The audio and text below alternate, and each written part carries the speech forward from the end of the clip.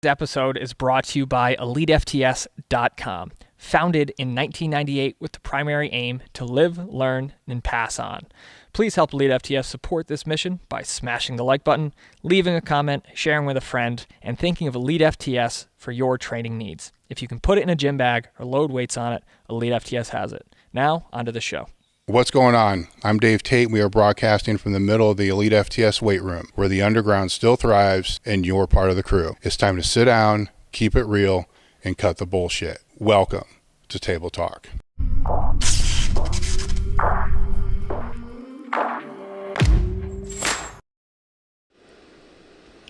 Are we live now? Because that second part. We did it. Well, the second part, that like we heard the first intro, but then my part, we didn't hear that. Yeah. That's So we still have not nailed an intro yet, which has become the new intro. This is pretty good. It was So consistent. there we go. Yeah. All right. So here we are. Sheena. Hi. The real brains behind the Elite FTS operation. I just work here. Yeah, it's more than that. Back again. Actually, when was the last time you were on? So I think that was in 2019, like the spring. Mm-hmm. You know, I remember the doors open and whatnot, but that was, yeah, like the book was kind of just like a thought. I mean, it was rolling, but we talked about it maybe for like, 10 minutes, and then we were on to something else. I think the documentary that Josh did was the precursor, or this was the precursor to that. I can't remember, but Yeah. it's been a couple of years. So and she put the book out since then, and just to kind of dial it back a little bit, she more than just works here, right? So there goes my water. Okay. For those that are following, those that read the site, Sheena has been with us for, do you want me to say how long?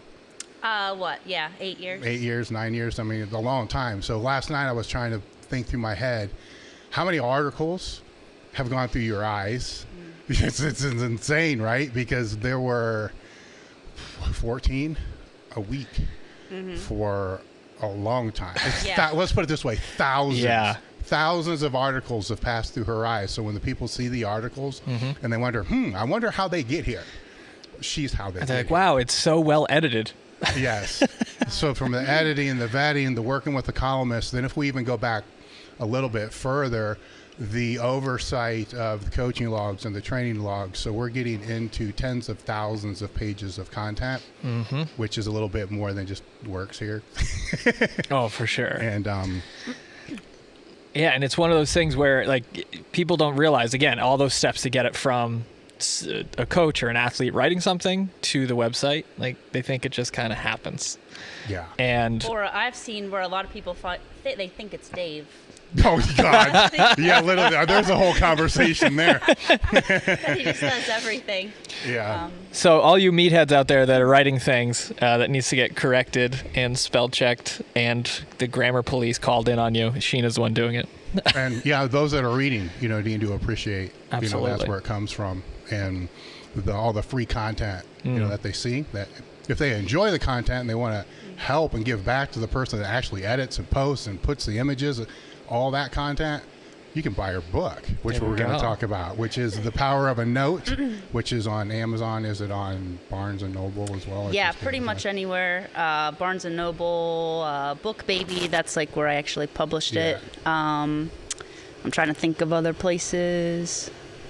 There's more, but I can't think. Target. But Amazon is where I actually tried to push it. Yeah. And that will be what that was weird. We got a weird echo going on. Yeah, now I can hear myself, whereas before I felt like I couldn't hear myself. That will be a that will lead in to what we're going to be discussing today. Is how would you? I want to say autism fitness, autistic fitness, but it's really more than that. So it's. You tell me what the book's about, because you do a better job. It changes each time I try to describe it. But yeah, The Power of a Note, the fitness journey of a child with autism. The way that I describe this book, it's merely a framework, so that you're the professional as far as the strength and conditioning coach. You're going to find value in this. The parent is going to read this and find value in this. The educator is going to read it and find value into it. And so the point is that it's actually getting children with autism, young adults with autism, active and moving. And so how do we do this? Kind of thinking about you as a strength and conditioning like expert, you're going to fall short, and we can kind of get into that, which we will. But what I'm finding is professionals know so much, but then to try to like create like a comprehensive program or to actually implement it, that's where it kind of stops. And maybe it would be just like kind of short-lived. Maybe they'd find some success, but they're not going to find like a livelihood, like lifelong adventure with movement.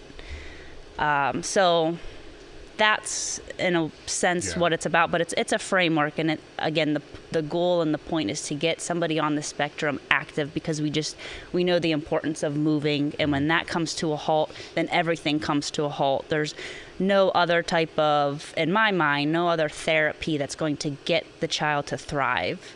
So let's start there and then see where that takes us, and then implement, some herbal therapy or some other, light therapy or something else. I agree with the coaches falling short. I have a different view of it now because I'm looking back more than forward, because Blaine's 19, right? Is there's two ways a parent looks at their child. So the one is, being a meathead, you want your kid to be a meathead, right? It's like, oh, that's cool, they're lifting weights. But then there's the other part that, no, I want them to do whatever they want to do. So when the child decides, well, I don't really like that, when they're on the spectrum, it is like therapy. They need that, to where with Bryce, my other son, he's not into the lifting weights and all that, but that's fine. He's got other things that he's really into. With Blaine, it was a little bit different, because it was this bridge that I knew was going to be important for the rest of his life, but I wasn't going to be able to be the person to do it.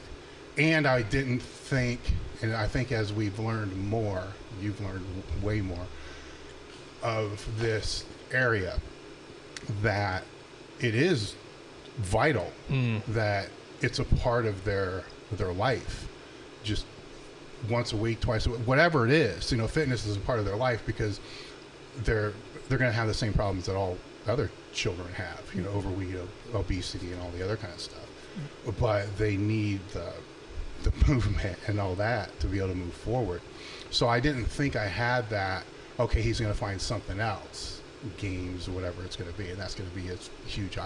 No, that it wasn't an option. And I don't want to tell other parents that have children on the spectrum that there's no other option, but I kind of do, and it's anecdotal because it's just me, but you've worked with many others and have studied it further, so we can kind of use that as a launching off point. Yeah, I mean, for me personally, I would just want to know kind of how this came about. What made you want to write the book? What made you want to, go through this process? Because, I mean, to take something from experiential and anecdotal to a sense into a system that I've read the book, and the system that you have laid out it made me realize that my own coaching game needs to step up too, because it's the structure that you have in there. But we're going to touch more on that later. But just kind of a little bit of a background of the process, right? What kind of brought you to this point? Sure. So by trade, I'm a teacher. And so started in the public school, and again, like I just had all these opportunities where I was working with autistic children, and so it's never like when I went to school, it wasn't like I was pursuing a special education type of degree or anything like that. I just wanted to teach, and so just think of how many different opportunities, like student teaching, then like subbing, and then long-term sub positions as far as within the public school, then outside gigs as far as just trying to earn more money. It always landed me working with children with autism. So my undergrad is recreation administration, so that just is like my thing, like quote unquote fitness or moving or knowing all the benefits of it. So it was naturally for me to kind of coin. That was just kind of how I communicated. But my gigs kind of forced me to incorporate both worlds into one. So like at one point I was supervising, there was a particular foundation that was seeking out candidates that had their master's degree. I mean, it was just kind of like their formality because it was like a pilot system and they wanted to have people that had these credentials. So I was chosen, so to speak. But at that point, that was like running a recreational social program for adolescents on the spectrum. And that was like supervising 5 other school teachers, behavior, just different therapies with that. And we had an entire campus where the kids would have a particular schedule where they were doing recreational activity, different things, mixing that with a social curriculum. So like landed into that. And then I worked at a partial hospitalization program for a bit. And that was a gamut of all different diagnoses, whether or not that be schizophrenia to bipolar syndrome, autism, Down syndrome, depression. And so I was tracking behaviors for these students, but then I was like, man, these kids need something to like strive for. A lot of them too, like the public school couldn't cater to their needs because they also had that behavior element, like getting into fights. And we'll kind of get into that a little bit later as to why that is such a big culprit with these diagnoses potentially. But so I wanted to incorporate something that these kids had something to strive for. And, you know, on a big like whiteboard, we were starting to track our push-ups. We were walking in the morning. We were, you know, running trails and stuff. And you add that to their actual school day curriculum and their behavior therapy. And it just, I mean, they were coming in and they were, okay, we got push-ups today. I'm going to beat my record, you know, super excited. So all of these experiences, and then, I mean, after that, working in Chicago for a couple years, totally silent. Technical difficulties. So can people still hear us? They can? Yeah. Okay, cool. So to Chicago for a couple years where I was primarily, I was the special education like director. So in Chicago, that was a fitness facility where we were catering to special needs and summer camps and one-on-one training and group training and working. You know, schools would come into our facility. We'd help those kids create a curriculum because their schools couldn't do that.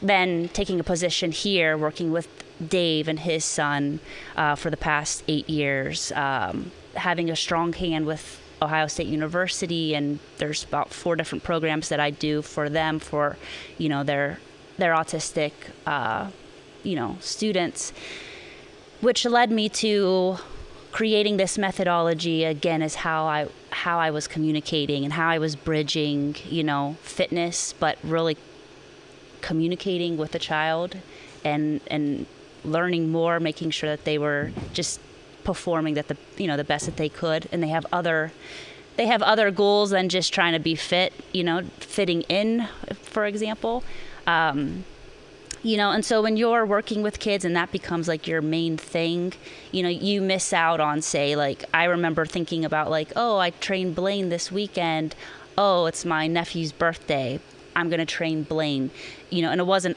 there was a couple years where, you know, it wasn't because it was like, oh, more income or something like that. It was like, I have to do this. Like, this is what I'm supposed to do because this session I'm going to learn just a little bit more. So then you think about those things like, what did I give up, so to speak, to do this? And so I just wanted to create a book, something that's like all of these thoughts that are in my head, and put it on paper. And now that's just my launching pad. So now I can move past that and develop things a little bit more. And that's kind of the process that I'm in now, moving beyond this book and what's the next thing.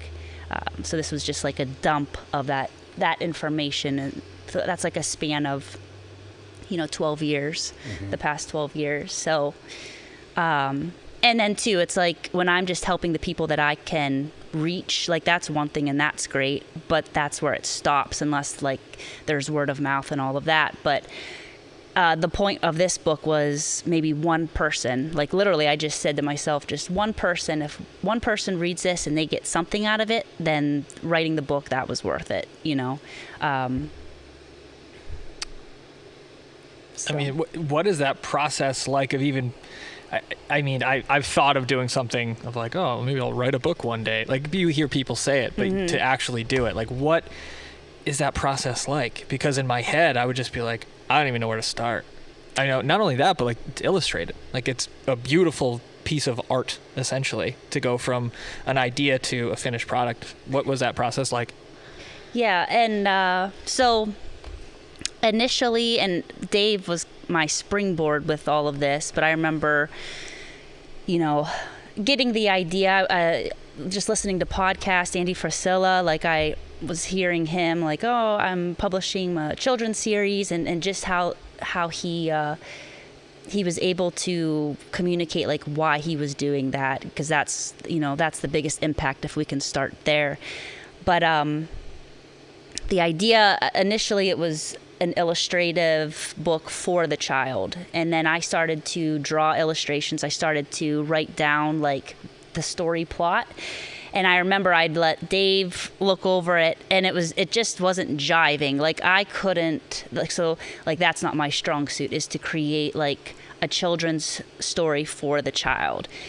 So after I kind of went back and forth with that and realized I needed to change gears or pivot, then it just turned into, okay, this is for the child, but this is not going to be read by the child. This is going to be something that multiple people within this tribe that are going to help a child are going to be able to take something from this.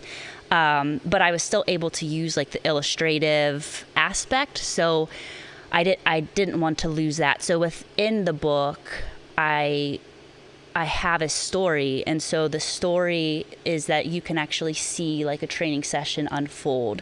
You can meet me, you can meet a child, you can meet a father, and so the educator can look at it, see it in one perspective. Another parent will be able to look at it. They potentially can see themselves within Dave's role. My role, the educator's going to be able to identify with myself. And then also the personal trainer would be able to see their role and see, oh, how is Sheena, what's her demeanor, what's her style, what's her, you know, setup and whatnot. But so then once we get to the actual research and the methodology, which is the second half of the book, then I'm constantly within that spiel and that verbiage telling the reader, like, flip back to the storybook. This is where this is, so that, you know, when you read like a journal or something that's really heavy with research, like you're going to interpret it one way, Dave's going to interpret it another way, which is fine. But when the author is really has like a strong voice and is trying to make things click, well, let's see what she actually did. You know, let's actually see it.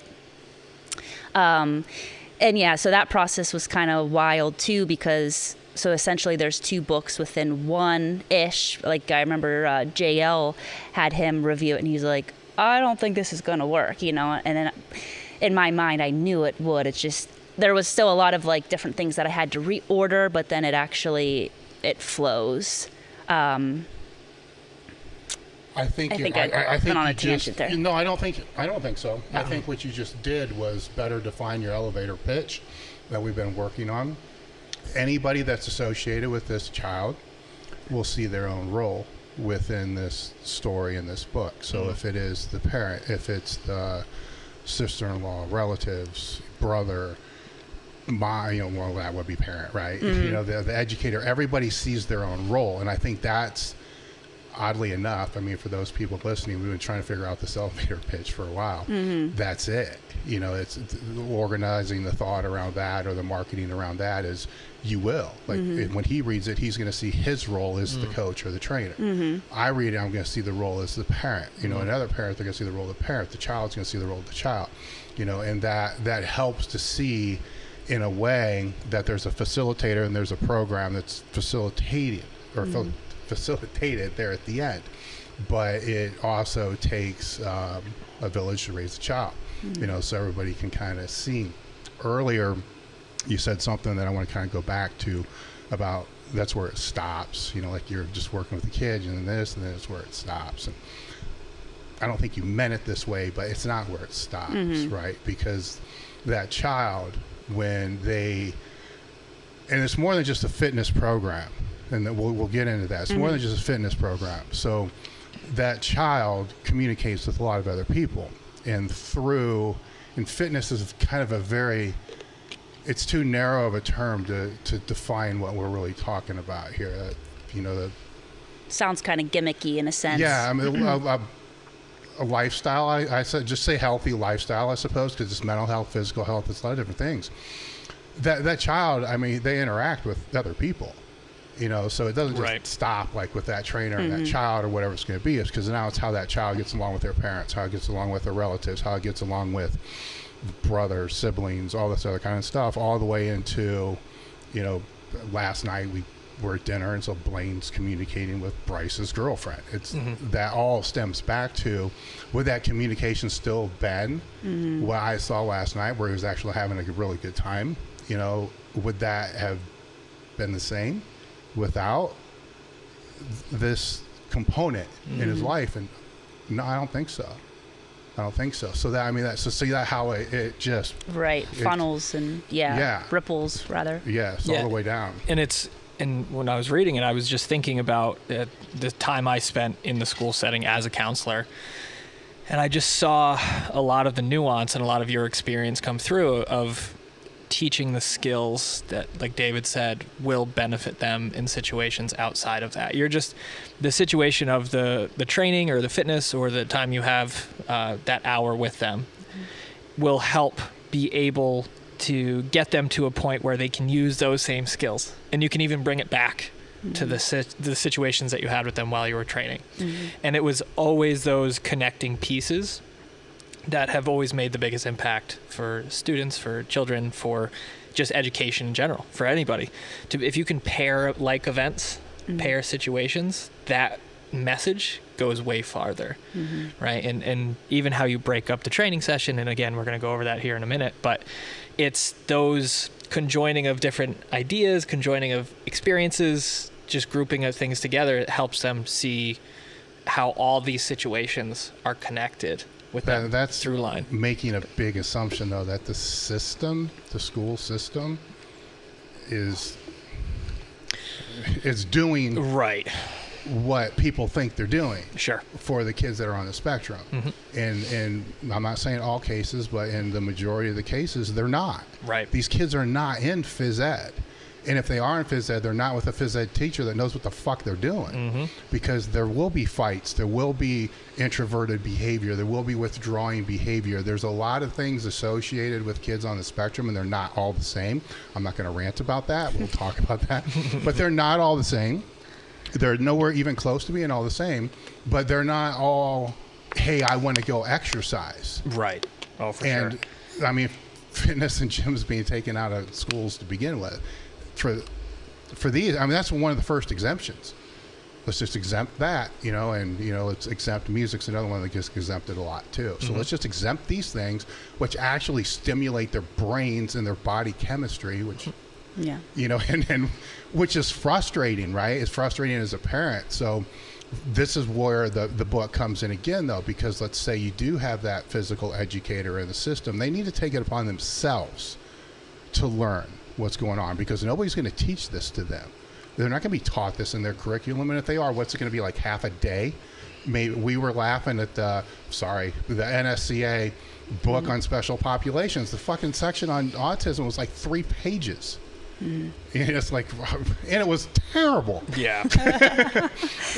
And take that part out, Jacob. Well, I'm the call it what it is. I mean, it's fucking terrible. Maybe if they hear this, then they'll actually do something, that's going to be helpful, because these kids on the spectrum, they are going to start making their way to more and more training facilities, more and more trainers, and they're all going to think that they know the answers. I thought I did, and you find out real quick you don't. and you got to seek out the people that do, or educate yourself on that, Right. And the parents need to understand, that there's a way, that it isn't just, they don't like gym, they don't like to sweat, they throw fits, they have tantrums. Well, let's address why those are happening for one thing, and anyhow, I'm going to rant forever. We won't get into one thing to piggyback on that is just like we mentioned the NSCA. I reference them, and there are some nuggets of this is good information. But when I read it, I just saw all the holes. That's why that was another like motivation as somebody or that entity where they stand.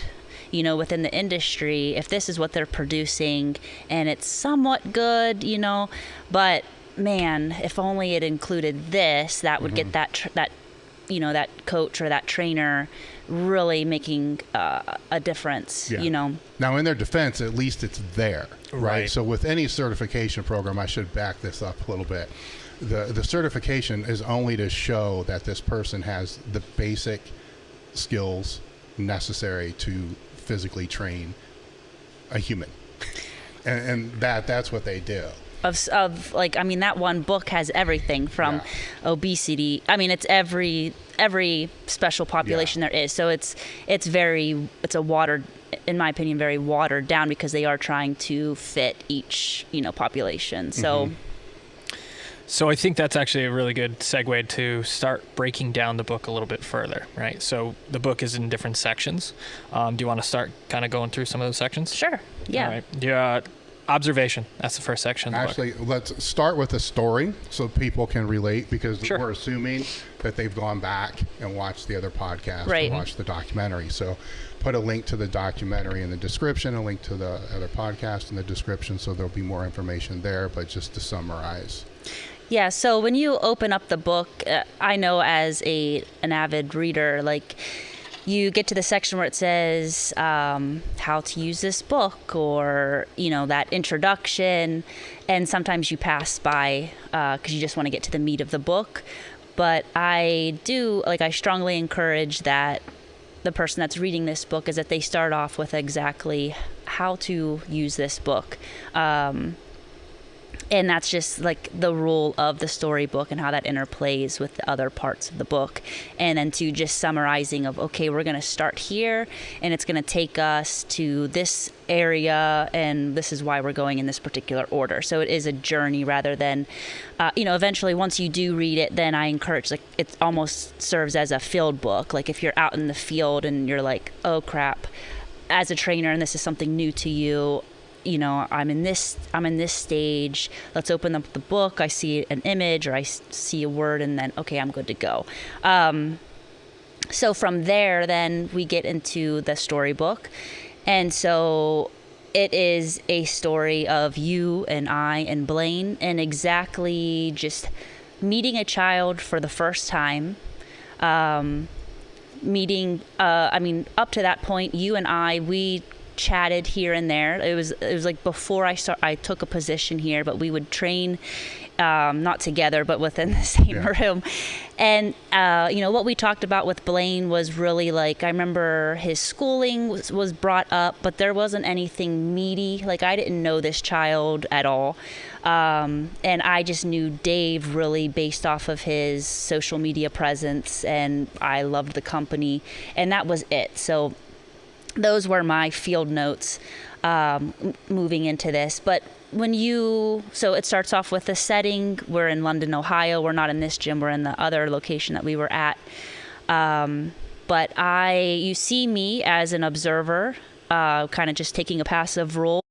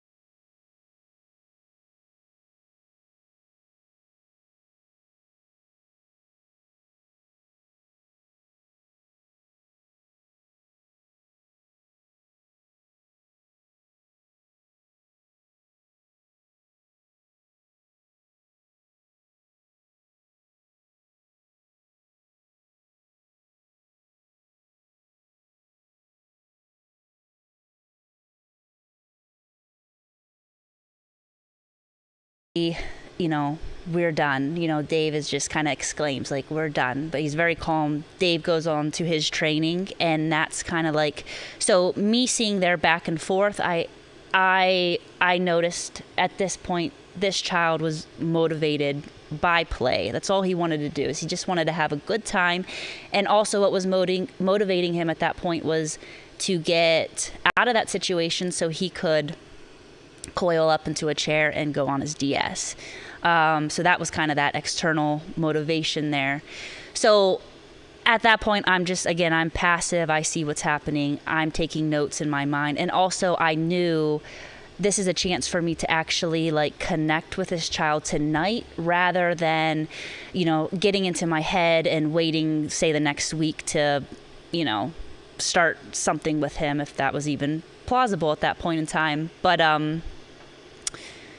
so I'm trying to think. Okay, so they finish, and based off of what I saw, what I observed, then I made a go for how I was going to communicate with Blaine. And so the story is just showing all of this. And so it transitions to, then you see myself and you see Blaine leaving the gym, and we're going to go outside. And with that, like, the way that I knew I was going to best connect with him was, it wasn't, to go up to him and say, "Hey, Blaine, I'm Sheena. It's so nice to meet you. Your dad thinks it's a good idea if, blah, blah, blah, blah, blah." If I did that, I think he just would have, like, if he was in this chair, he probably just would have turned around and, ignored me. So I decided to write on a piece of paper, want to play catch. I never said his name. I never said anything. I just slid it across the table. And I remember he grabbed the piece of paper. Well, he kind of like looked up. He grabbed the piece of paper. He opened it. His eyes literally went from like this to this. Like, he literally like woke up. And then he said, "In a minute." And then when I felt that, I was like, I just got him, like I just communicated the way that he wants to communicate. And so then that took us to then that scene where you see us leaving the gym, and then the rest of the book shows a 60-minute session. Like, we trained, we played, we worked on endurance, we worked on strength, we worked on all these different things within 60 minutes. And by the end, I kind of throw in like, "Okay, well, I'll see you next week." And he's like, "I think I lost like 7 pounds tonight." He was like, he already had that feeling, like that would make his dad proud in a sense. Like, you could kind of feel that. And so that's kind of where that is the story. So that's where you start off with. And then from there, because we backtracked to actually beyond or prior to observation. But so then it gets into the actual methods. And so you want to go to observation? Or Yeah, well, my first question for you is, how did you know that a note would be the go-to? Yeah, so, at that point in time, it was just based on that observation. I knew using my voice and trying to make eye contact and making it very formal was not going to be advantageous to the situation. And just knowing that he wanted to play, well, what could we do that would be playful? Well, that would be playing catch. And so think about, like, if it's the same thing with our phone right now. If I texted you and I didn't have to talk to you, if you're not looking to be bothered and you just want to answer when you want to and whatnot, it's a very passive type of, way to communicate. So that was kind of safe. And it deemed that, it did work. But yeah, it was just my intuition. It was something too. I had urgency. I had to come up with something and just go with it. And that's what I came up with, at that point in time. For me at the time, to explain where I was as the parent at that position, my kids have grown up in the weight room, and they're like babies, in the weight room. So I've never forced them onto anything. But I think I spoke to Sheena before bringing them in. So she was kind of like a little bit of a plant, because it wasn't working what I was doing. And with the training that I was doing, there might have been like some squats and stuff like that, which is an interesting story to go down later, but nothing crazy. It was more sensory processing and stuff that I was kind of learning and being told to have him do. And as the parent, it was frustrating because this shouldn't, because it kind of was playing away with stability balls and throwing stupid things. And it just, there was the wrong messenger. I knew that beforehand. So if the note wouldn't have worked, we would have figured something else out to work, because that's where I was at that time. Was I'm the wrong messenger. My message is wrong. Then later I found out, I needed to regress things instead of try to progress things, and there's a whole other component into that. So that's where the observation, as far as the book goes, in Blaine's story, a little bit of that was kind of taken out because we discussed that beforehand. Now, for somebody else, that's where you can get in to the observation part, for sure, right? Because she's had to do that with others, from there. So I don't want people to think that he's in there like doing max effort squats and benches and like trying to be part of the crew and all that. 'Cause that wasn't the case. It wasn't. They were short sessions that were before mine, and then, simply just wasn't fun for him, for one thing. And after that first one, he looked forward to going back. I don't think he's missed one time. Yeah, I mean, like holidays. I remember like Easter. He still trains with her now, right? So that's like one time, and I don't think he's missed one time in 8 years. That wasn't along the lines of, look, that's a holiday, we got to move it to this day to this day, right?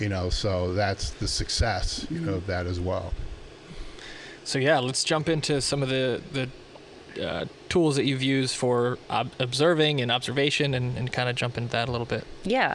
So observation, it's funny because now, like, just reading more historical type of figures like Hans Asperger and whatnot, like I was just bombarded with post publishing my book, then going back and reading like his approach was observation was such a heavy-handed, component. It's funny with him, like researchers and just other medical professionals at that time would go in and observe Hans, and then say, like, what is your method? Because all you're doing is, like, watching these children before there's any type of, like, administration of a plan or whatnot. But observing is merely just taking a look at all of the senses. Where is the child today? How do they communicate? What's working? What isn't? What are within our expertise? What are some things that are deficient, so to speak? What are they great at? What are their interests? What happened before?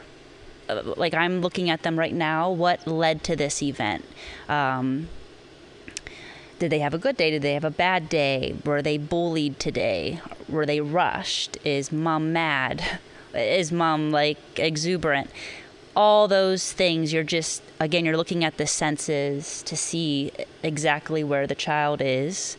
And two, there's no bias. So again, if you're working with the parents and they're telling you this information, or you're looking at, some type of records, or you're working with other professionals where that information is shared, that's like part of the bigger picture, but you're going into it just non-biased. You're just taking it in at that point in time. So that really is the observational component of that, and it's getting a snapshot of that child then and there, and using that for the next steps that we get into. But too, it also serves as like that starting point. Like, what's the starting point of what's about to happen? Your benchmark information. So it really lays the foundation, like you had said, for the rest of the decision making going forward. Right? Sure. Yeah. All right. So you observe, right? You take all the information in. Now, is there some form of assessment and interaction prior to, or is it just your third-party observation of, like, and you say in the book, in the natural habitat, natural state? Yeah.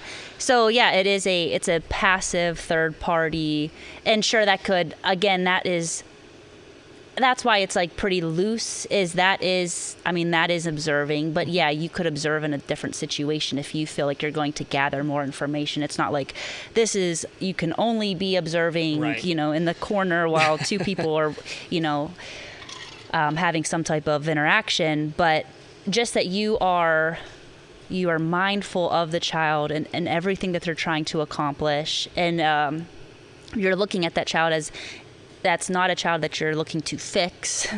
There's not a problem with the child. That's huge. So yeah, collecting all of that information, and then as you make other decisions within this situation, that's what you're going to fall upon. It's gonna provide you like a roadmap to where you're going to go next. And then just think about that observation, like when you're actually working with the child eventually, you're still observing. You're observing when that child walks through the door, and, looking at all of their senses, because you might have a plan, say, for the next day based off of your observation, but then the kid comes in day 2 and maybe everything has changed, so then you're going to have new data based off of what happened the night before, or he had a field trip or whatnot, or he started a new medication, she had an adverse reaction to gluten or whatever it may be. So that is it's gonna, like with the storybook, that's showing an example of observation, so you can kind of start the process, but observation is part of the entire, it's ongoing, it never stops. And that level of observation and the information that you gather helps you to get into the next session, which is the communication, right? Kind of helps you determine the rules of engagement for that child or for that person that you're working with, right? Yeah, so communication is, again, trying to go back to the storybook, that's exactly based off of that observation, is now how am I going to engage with this child?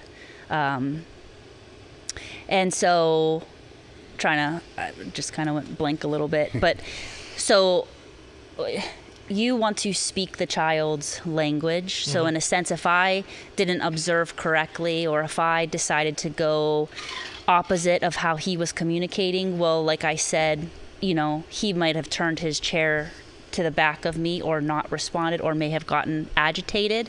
So in that case, I wasn't speaking his language. Now, too, through your observation, exactly how is the child communicating? Is he speaking? Is he non-speaking? Would he rather look at a PEC system, just look at visuals? So how is, not only what is the child communicating, but how are they communicating? And again, this isn't just something that starts day one and then, that's just the same thing with observation. These are things that are just cycling day in and day out. Trying to take a look at my notes too. And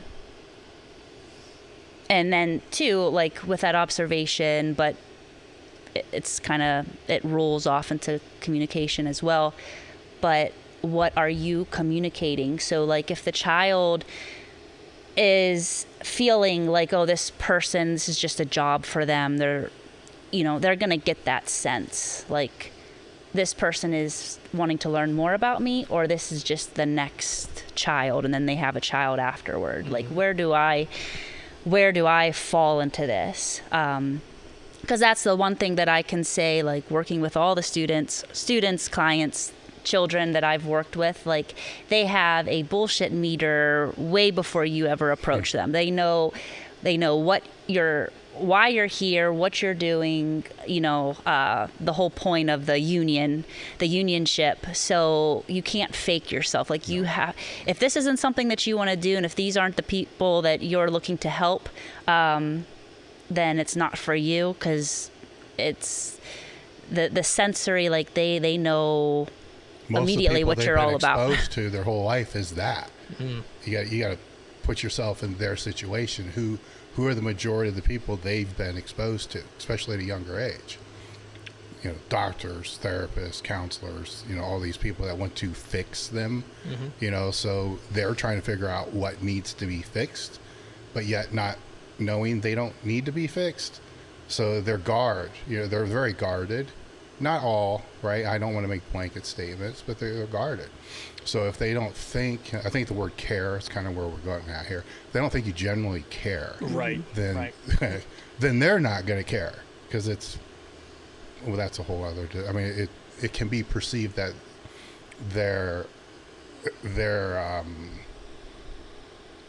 they can decide really easily who they want to care about and who they don't.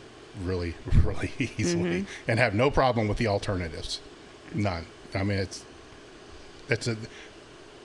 I don't see that as a deficit. I see that as a very strongly developed skill, but that's that bullshit detector. And I think even just checking out the sections of the book is that self-awareness that you had mentioned. It's like you're observing the client, but you need to observe your own tendencies, right? Because you are changing and you are evolving during this process as well. It's like, okay, what's going on in your life? Like what are the situations that you find yourself in? It's like, are you walking into the session stressed out and worried? Or are you nervous? Are you happy? Are you like that level of awareness you have for the child or the client or the person that you're working with? It needs to be reflected back onto yourself, because there may be a time where it's like, okay, well, I may not be a good fit anymore. And it has adjusted and has changed over time, right? Yeah. That's one thing, too. I can remember just being like that personal trainer within a fitness facility. I remember there were different times, like having different clients. Like if something came up in my life and I felt agitated or stressful for, going into a session, there were many times where giving them enough time, but like would cancel, because there were times where I saw like your energy would move onto the child, and would never want that to take place, because they're just, I feel like they're feeling things at a higher level, whereas like if you're working with your 6 o'clock, Sherry, a house mom, you had a bad day. Well, you could say, yeah, I had a bad day. She's going to be able, you're going to be able to go back and forth. But like if you can't communicate that, but all they're feeling is your energy, then that's going to affect them at a greater level. And that's not everyone, but that is definitely something that I saw. Even with Blaine, there's been times, and it would kind of like you'd have to snap out of it if there was something that was headstrong before going into a session, because that he'd be the first one to say, you could just see that it affected his demeanor, so you had to snap out of it and just be present, Yeah, and you can see how it could be like almost a very vicious cycle. It's like you walk in a bad mood, things don't go that well, it gets you in a further bad mood, and now it's just this downward spiral of like negative thoughts, negative emotions, right? Yeah. So going into the next section, which is, I'm very interested in this one as well. I wanted to kind of plug something a little bit, Yeah. and communication would probably be a very good point to plug this, but interestingly, like when I'm talking about speaking or non-speaking students or clients or children in general, it was at our last event here, and she brought, he might be her coach. I'm not sure exactly what their relationship is. But his name's Andrew, and we were talking about the book and whatnot, and his son is autistic, and they basically just went through a breakthrough where his son is definitely a teenager now, like I want to say maybe 16, 17, 18 years old. And sorry, Andrew, if I butcher this, but I'm going to try my best. But up until this point, like maybe a year or two ago, he was completely non-speaking. And so he was telling me like just the things that his son had to go through, like going into school, say at 11 years old, and the teachers are giving him like a dinosaur book for a 5-year-old, and his son's going to throw it. So now, oh my gosh, now he sees some adverse behavior. He doesn't want to be here. He's, going against authority and whatnot. And because, again, they weren't getting to the root. And two, if you have a child or somebody that is not speaking, it's just kind of like natural for us to think, oh, there's not much going upstairs, or, you know, a feeble-minded person's in front of me, and that's just the opposite of, that's one message that everyone needs to hear. Like, same thing when you see a child, you know, like the use of their spine and they're in a wheelchair, and you kind of just, you know, you'd be talking to, say, their parents and their sisters, and then you see somebody in the wheelchair and you kind of just, I don't know what to do. Like, that is a person, and they're thinking, and they have likes and dislikes and passions, and it's easy for us to dismiss that. But so anyways, a few years ago, they went through a program called S2C. So what is that? Spell to communicate. And so basically, and I just attended like a little mini conference so I could learn more about it, because it just seemed, just listening to the father, back, his son then, after going through this program, he's not using his voice to speak, but he's using like an actual keyboard then to spell out his words. They realized that his language was intact. You know, so his cognition was 100% where it needed to be, and enough where when he was given like that dinosaur book, it just insulted him. So I'm going to throw that. You know, another good example that Andrew gave was like giving him marbles, like, what color? You know, I mean, that was just awful, you know, where he's actually maybe calculating, you know, the mass of these, you know, these marbles. But anyways, he is now like taking college courses. It has opened up his life, because now his parents know what his goals are, what he thinks about, what he likes, what he dislikes. I mean, it's just a brand new person. So attending that conference, there were folks from Russia, from Sri Lanka, British Columbia, the States, all kind of interested in learning more. And the founder, her name's Elizabeth, she's using components from other, like, and I can't remember what, but she basically saw holes in these different programs that would use like a letter board or something that would be like electronic, and she created a new and improved type of system. She's a speech pathologist. She's a professor, educator, so she has lots of years that she created this system.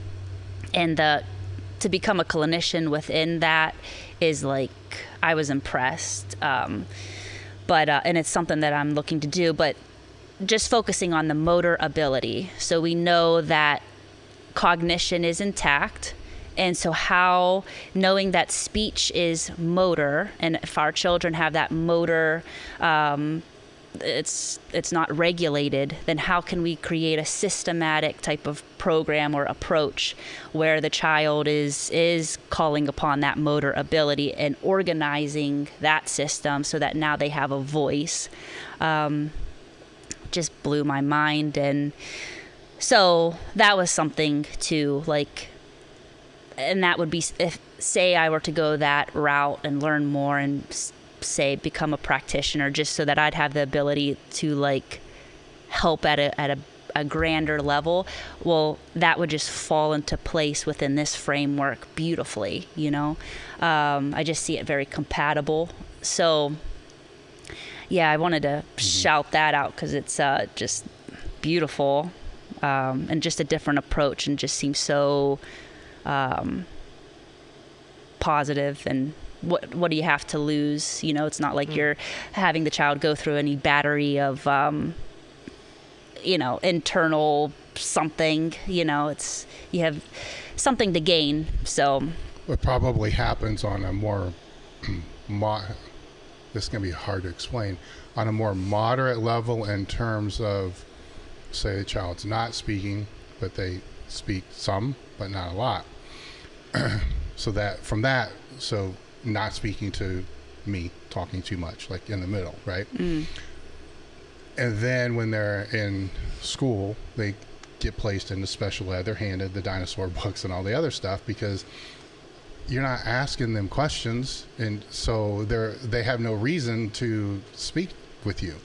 You know, Blaine is an example of that. You know, so their education then starts to become stifled because of, I guess, poor observation, but also poor communication, because the assumptions being made, they're stupid. You know, so that's where they're going to kind of get put there. And I think that outside of the school system, I think that we've all been guilty of probably doing the same thing, you know, to other people because of past experiences. But you shouldn't do it to begin with, right? But it's different. And just because they're on the spectrum, things are better. They're way better now than when he was younger. But that's a lot of that we had to deal with too. Was no, this isn't right, and this is not right. You know, so the parents need to speak up because nobody else is going to. But that example there is so extreme that I think people are going to remember that. Like, oh my God, here's this kid that, you know, teenager, you know, handing him freaking dinosaur butt and, you know, insulting. Well, what about the ones that are in the middle? You know, because they're the ones that are more impacted. Yeah, I think, I mean, even the amount of time I've spent in the school is systemically, like, the school, and not to go on a tangent here, but the teachers have such a large amount of students to work with. They do. That they, and most of the time it's not from a negative point of view or a negative situation, but it's like, all right, kid goes in a box. It's like the personality type goes in a box. This person goes in a box. And it's just because it's so much easier to just handle the whole situation as a whole. But again, if you do that, then you're lacking that commonality. You're lacking that bridge between the gap of in that common ground where you guys can communicate in a way where both parties understand. And from your perspective, and what I've seen in the book, is you need to develop a certain amount of tools for your toolbox to be able to help the person that is in front of you in that situation, right? And when I say system or a structure, it's not a be-all, end-all. It's the tools and the principles more so than this is what you do at this time, this is what you do at this time, right?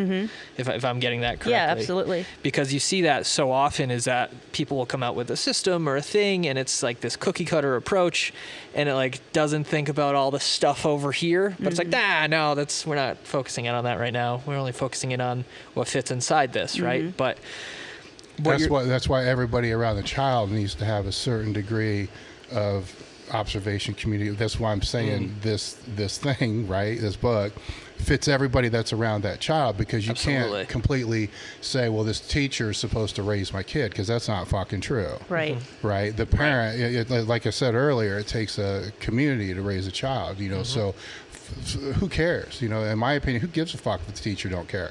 Put the kid around enough people that do. So you got one oddity, but we got 5 people that are pushing this kid forward. Fuck that one person. They're gone in 9 months. Yeah, right. They go to the next, you know, and then you just go that way. Absolutely. You know, so that's why everybody, you know, anyhow, on my rant. That's great. That was perfect. Speaking of pieces and structure, let's jump into the schedule. A little bit. Let's, from my perspective, this is the part where I was like, all right, boots on the ground. Like, this is what we do, right? This is where the process starts with observation and understanding how to communicate, but it's like, all right, this is the day-to-day nuts and bolts. Yeah, and too, as the coach, then this spoke to you, you know, more so than the other parts, perhaps. Interesting.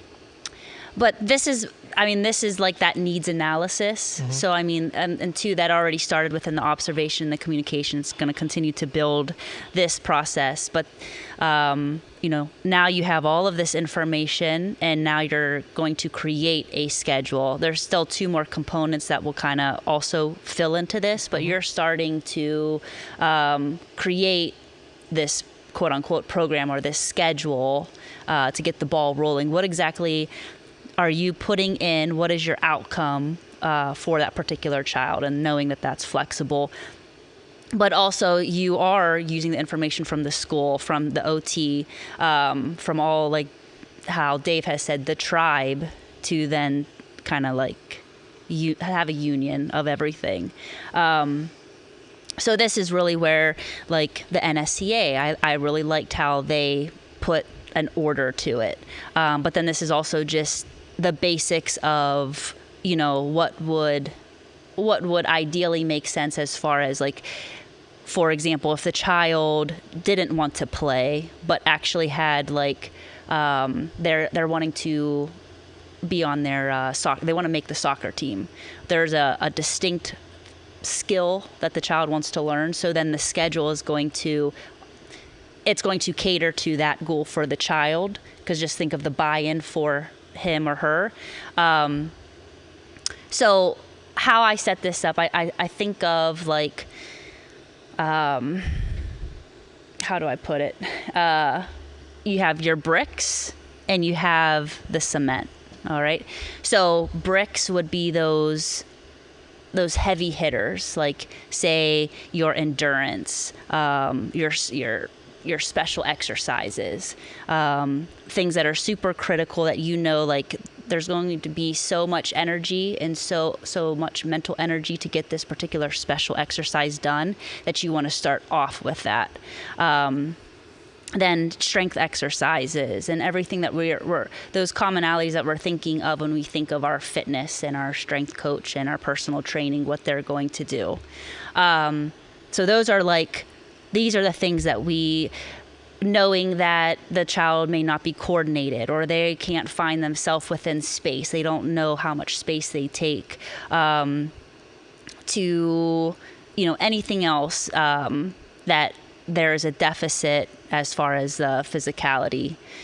Then, so how are we going to maneuver through all of that is then where this cement comes into place. This is what's going to regulate to get us from point A to point B. So say we started off with a special exercise. Say it was merely like some fine motor work where it was dexterity, or the child, something that really needed to be brought up was, say, the ability to tie shoes. Maybe that's what the session would start off with, because that's going to be such heavy work. So the child has already experienced failure or negativity or like a strong push from the family. So you would start there. So after something that's so heavy and so kind of burden filled, well, you're not going to go then move to heavy work. Perhaps you're going to call upon that cement, which would be that regulatory, which would be anything from like free time or choice or rest. And then you're going to create a flow that's going to get you from one extreme, so to speak, to another. I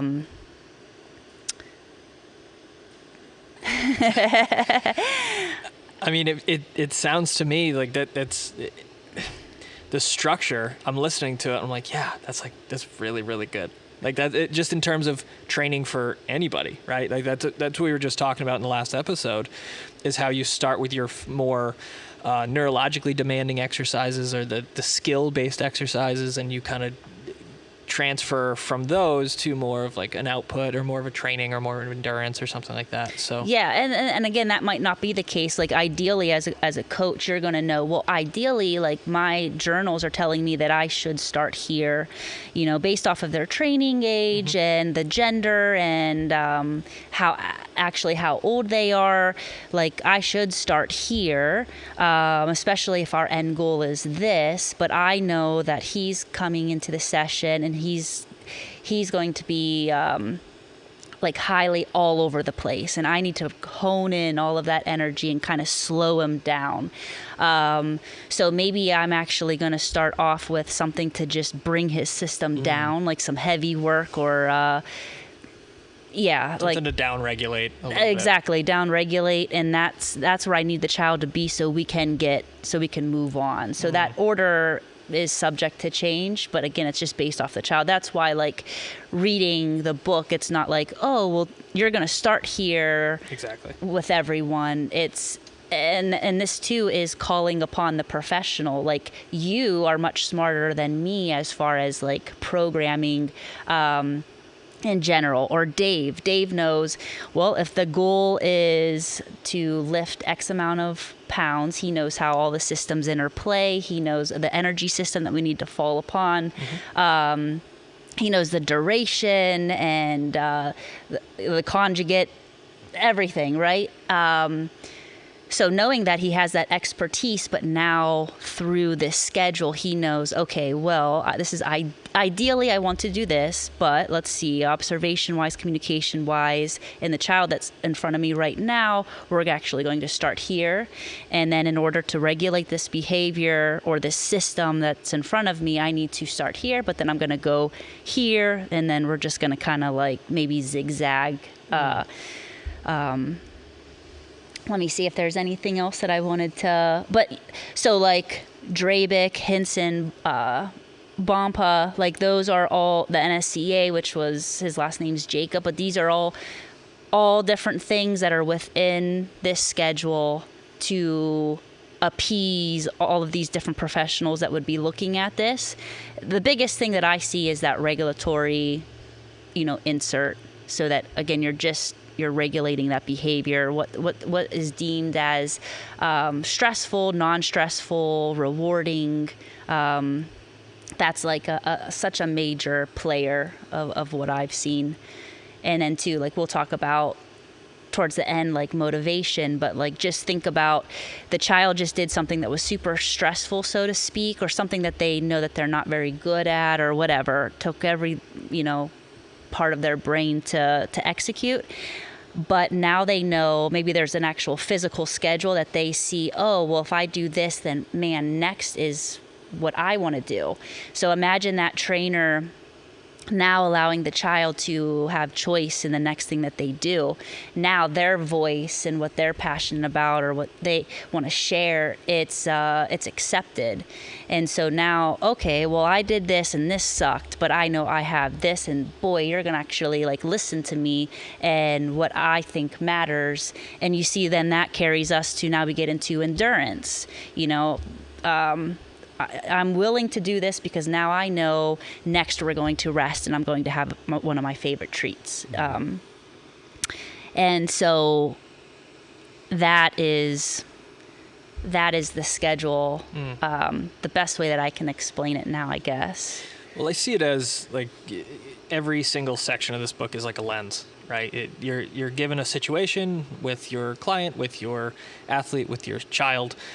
And it's like, okay, well, I need to look at this situation through the lens of communication, through observation, and like it almost makes the picture more and more clear of what the next logical step would be, right? And then without those first few steps, or without all the principles you've had leading up to the scheduling, the programming, you're not going to make the same level of quality decision you would unless you've, have the information and the data going into there based on the day, based on the person that you're working with, based on how they walk into the gym. Like you had mentioned earlier, if they walk into the gym and it's like, oh, nope, it's a bad day today. And we're going to do what we can about this situation and take all those pieces and put together the best possible plan for today. It may go against the grain of the grand scheme of things, but it was the best thing you could do on that day at that time, right? Yeah, and there's often times too where it's just not there, Yeah. It's a day where this is just not gonna work, and that's okay, So it's not like we get so. I mean, I can think of the times where I'm like, man, this is a great schedule. Like he's gonna have or she's gonna have so much fun. I'm looking forward to it, and there's an opportunity that. PR comes to mind, but we're going to reach success today, and you're just like jazzed about it. But then you see, oh, okay, well, this isn't what I expected walking through the door today. And then you just have to throw everything that you planned for that day. But imagine, and it's easy to do, like if you have your hopes set and you're like, now if you're communicating like, oh man, like, well, I had this great thing planned, or are you sure you can't, let's try type of thing. Just trust the child is not trying to get out of something or is being lazy or whatnot. The best way I can explain it, like having a dog, like I know if I'm driving and I hear my dog like yelp or come up and like start like excessively kissing me, the dog has to go to the bathroom, right? And I've done it. I've been on a road trip where I could not stop, and then there was an accident. Or maybe I ignored like, oh, there's something else going on here. And then it's just an awful situation. So what I'm from that is use your instincts. This person is trying to tell you something. Listen, don't have it that you are in the way because you had this perceived of what you should, or, maybe that means that you're not going to get paid that night or whatever. Now your schedule's messed up, or the parents drove how long in traffic. That again, just where the child is that day, that's going to navigate everything, so you have your schedule for the day or this long, projection of where you want to get to. Just know that it's always subject to change, and, having it that the child feels like how they feel is okay, and you understand, and hey, I'll see you next week. It was so nice seeing you type of thing. There's no loss, at that point. So I think that's fantastic lead-in. It's like you've done this before. Going over progress, how do you kind of manage or define progress with a situation like that? So just in general, progress is the next step. And so I have it that it's tiered into 3 different categories. So there's the physical progress that we're capturing. There's the behavioral progress, and then there's the social progress. And so also kind of stepping back to progress, so anyone can create a program. Right now, Dave could write me a program to up my bench press, or I'm working with a child and I have a plan for the child, but it's how you execute it. So this is where the art, that's the art that comes into play. Because if you're not progressing, then what's the point? Right. Anybody can follow something, but are you actually making gains? Are you reaching what you need to reach at the end of the day? So physical progression, this is where we get into one way to look at it would be, say, our sets and our reps. Are we having the actual overload, or the skill acquisition, or whatever it is that we're trying to physically better?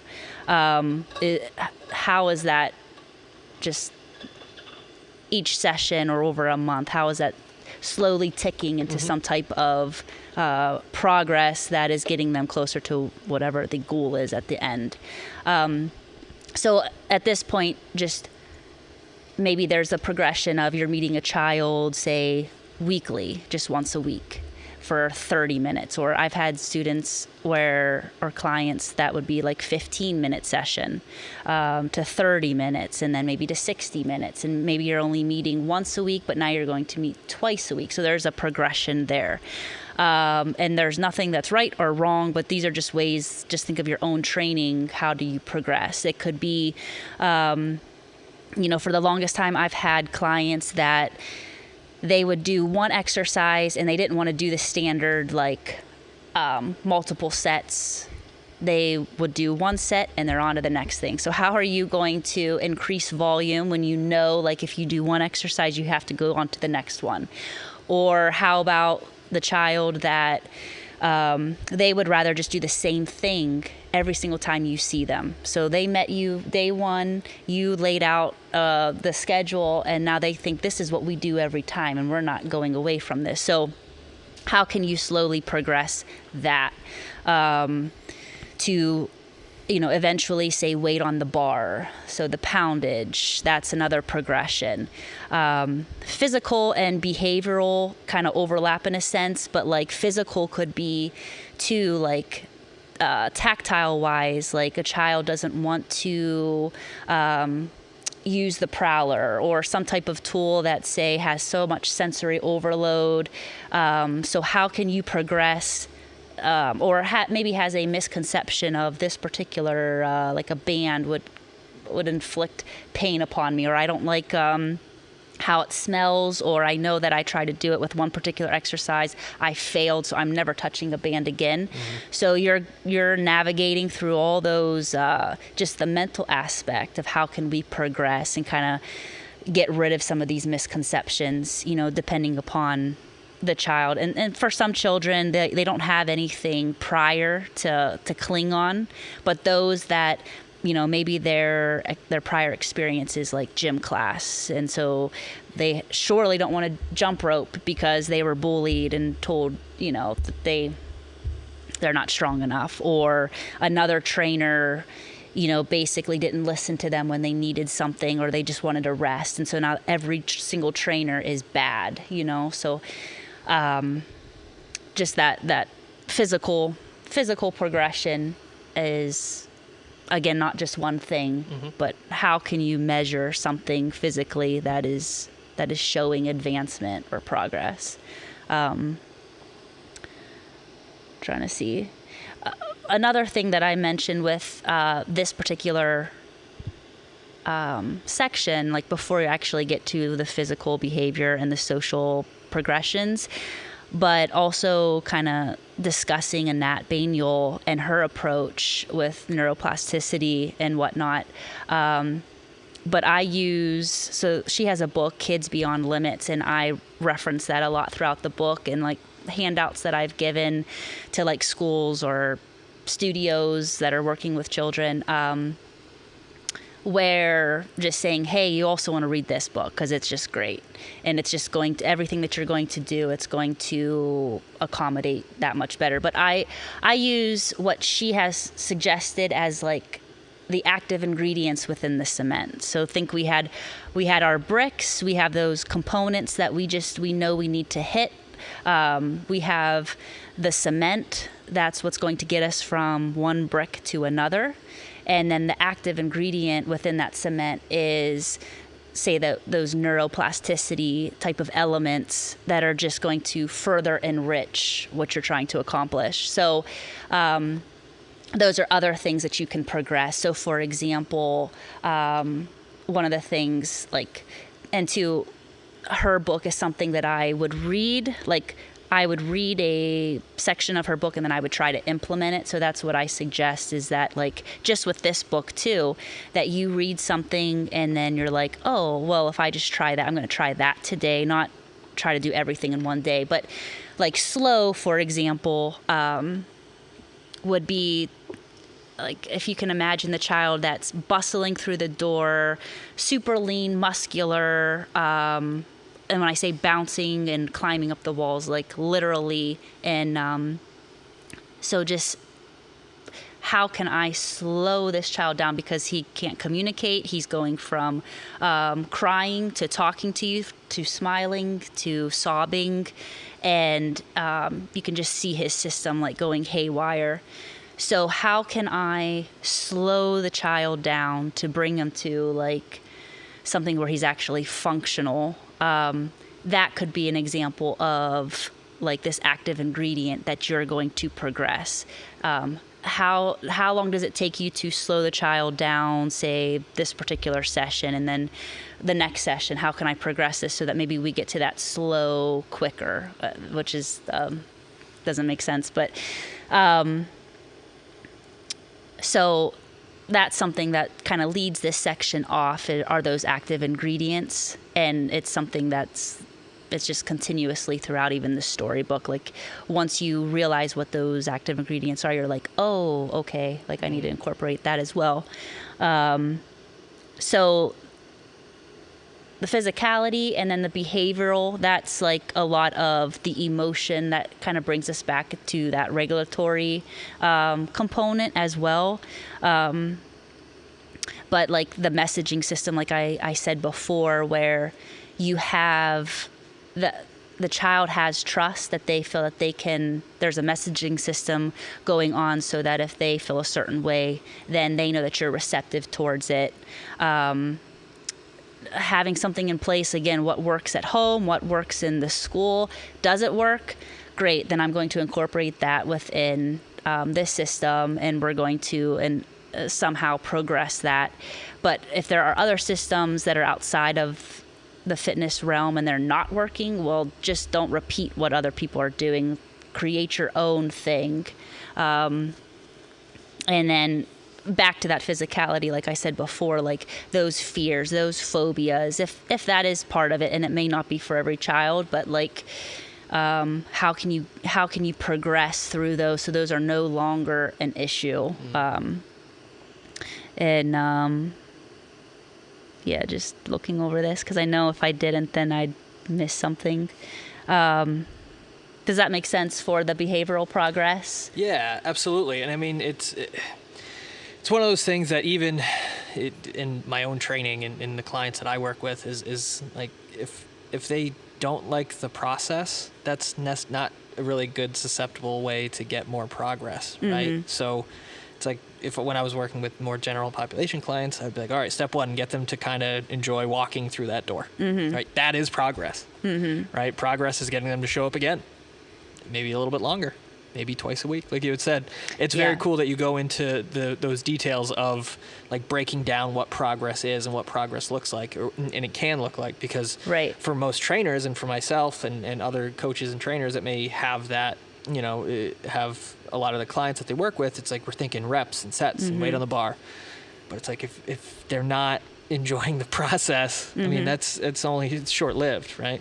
Yeah, and you're looking for all of those moments that you can celebrate the child, So that's another something from a Nat, where I think it's the enthusiasm component, where you, even internally, like, you don't even have to say good job, but if in your mind you're like, man, this kid is doing fantastic, and you're just rooting for them internally, that is super powerful. But then too, that you are aware of something so small that, say, the parents wouldn't pick up on, or somebody else walking around the gym wouldn't pick up on, but you find it and you bring attention to it, where you're like, oh my gosh, do you know what you just did? That is fantastic. And you celebrate it.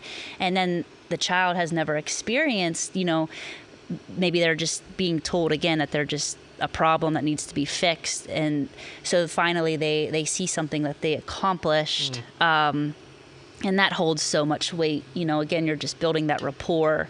They matter. They have a voice. They're being listened to. And they are helping the flow of this quote unquote training session. Like, they have their hands in it too. And so the final component within progress is the social progression.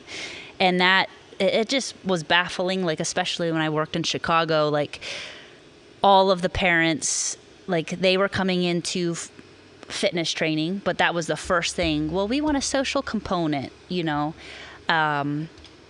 in my mind, it was like, well, this will ensue naturally. This is fitness 101, like. But again, I had a different perspective.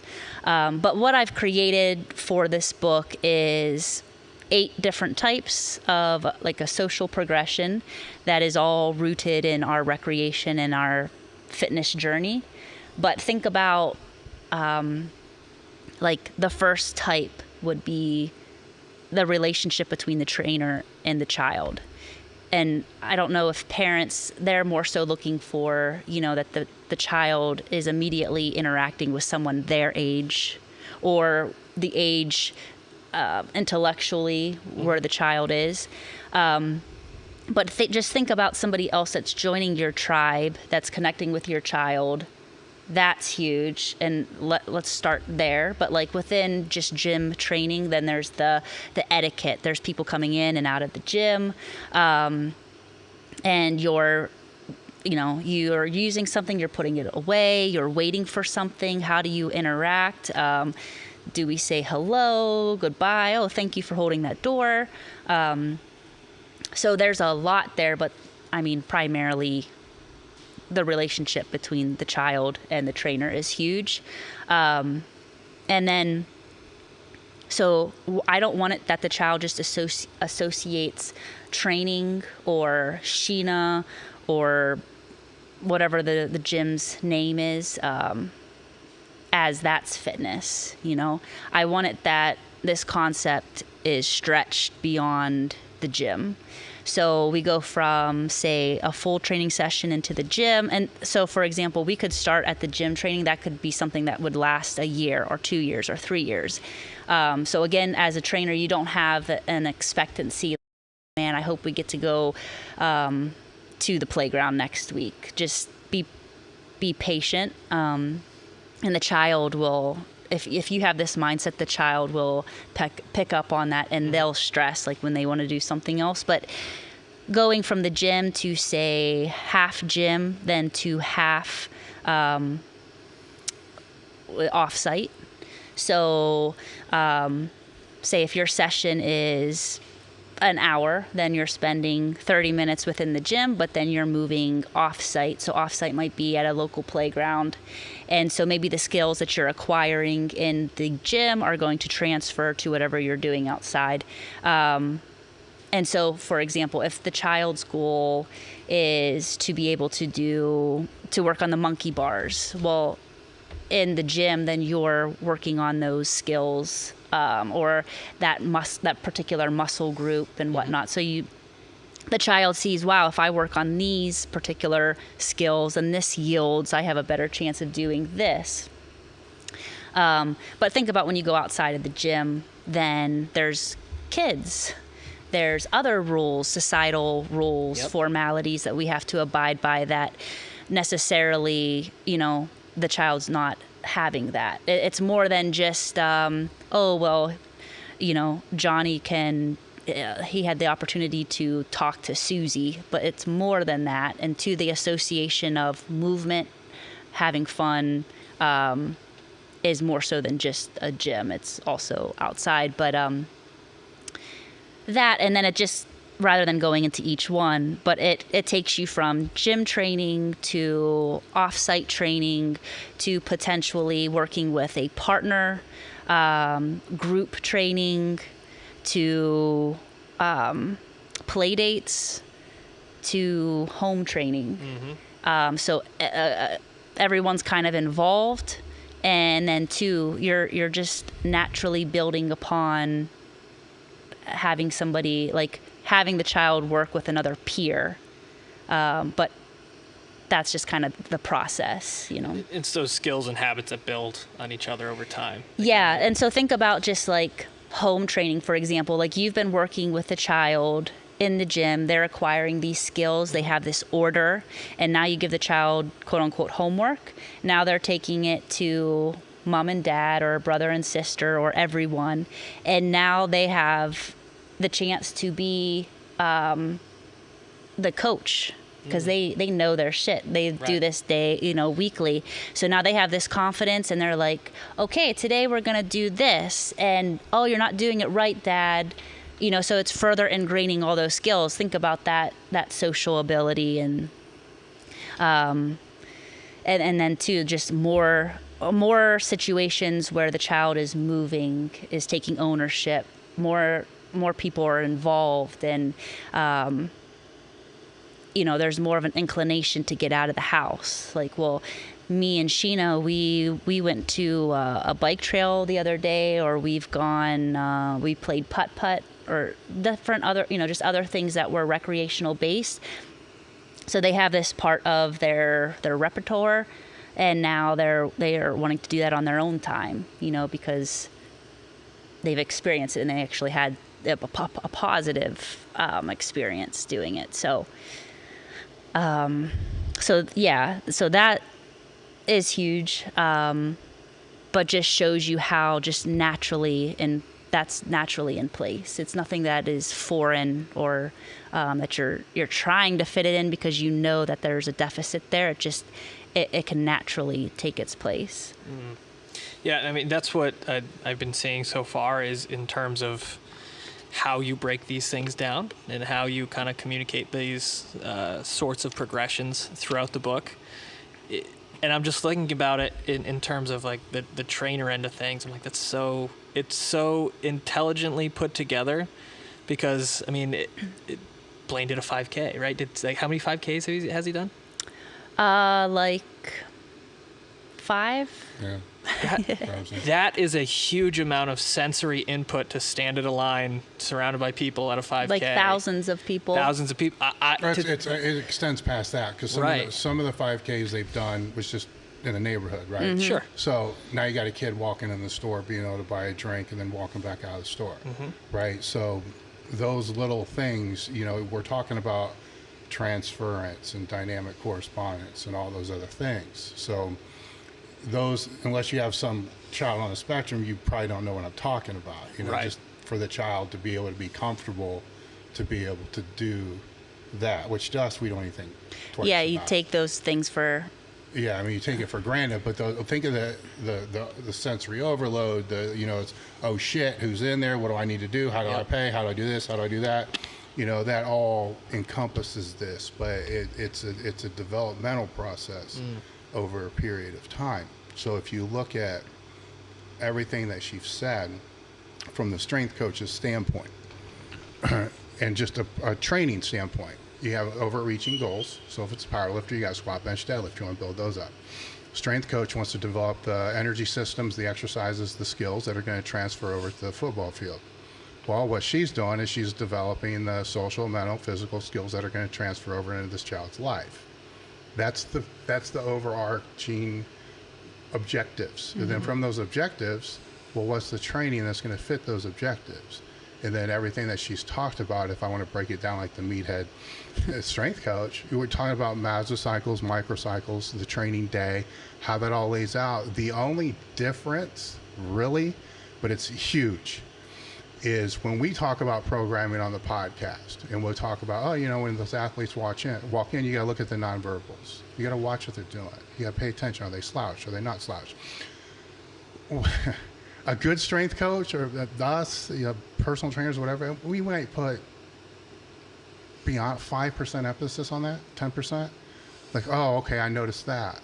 Or, hey, this person seems to turn their head when I'm talking, so maybe they learn better visually. And that's kind of like where we end it. Right? But then we're making decisions and all the pivots through the training process off of that. What I'm hearing is that becomes 90%. Right? So we're using those to make these little modifications on a training program that we call auto-regulation, or teaching the person how to actually train themselves. And we all agree that that's the most important thing for the athlete to be better, is to be able to communicate to us what's working for them, what's not working for them, tell us when it's too much, when it's not enough, all the other stuff. That's the whole backbone of what she's doing with this program with these kids. So it's not. So yes, the programming principles are all the same. They're still sets, reps, progressions, all that's still the same. That's what comes from her fitness background and all the other stuff. But it's not 5%. It's not 10%, because the fact remains, if people want to do it, they're still going to gut through it and do it. Right. You're not 100% utilizing everything that you're observing, the nonverbals, what we'll call it, or then you're not just fucked, so to say. You're future fucking yourself, because then you end up doing something that the child may hate, that may become something that you've already determined is going to be one of those transference things. Oh shit, now the kid hates to walk outside. Well, congratulations, you're an idiot, because you didn't pay attention to what was going on, because them walking outside is probably really important for them to be able to do. So this goes beyond just the children on the spectrum. I mean, it's also on the spectrum too. We're just saying children because that's what most people kind of fall into.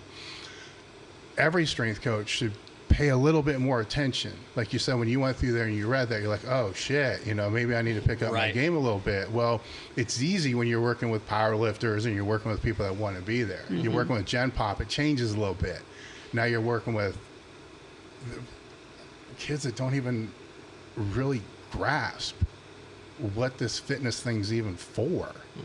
Think about that for a minute. I mean, they just, you got to teach them that with, is ignorance the right word? I mean, because try to tell them what's healthy, what's not healthy. The fuck do they know? These, a lot of the times, these are not the kids that are like, they're not watching the news. They're not, watching anything really, except cartoons and video games and shit like that. So they don't know the difference between, I guess most kids probably don't either, an apple and a piece of candy. To them, it's food. Yeah. So Yeah, I think that's a good kind of a message. Is like everybody can learn something. 100%. I guess that's the point I'm trying to say. Is that's the point, because a lot of that I've seen with her working with Blaine, and I don't pay that much attention anymore because it's been so long. But that's what reinforced a lot of when I talk about the nonverbals and all these other things, and understanding meeting people where they are. And understanding sometimes if you meet them where they are, you may not be the most qualified person to move them out of that spot. So that's a big part with that too. So you find somebody that's qualified, or you go educate yourself and figure out how to move them out of that spot. The difference, I think, is, and correct me if I'm wrong, you can make a lot more mistakes with regular athletes. Oh yeah. When you're working with children with this, what do I want to say, autistic population? I mean, they change the words all the time. What's acceptable, what's not acceptable, you're what's very just right. stupid, whatever it is.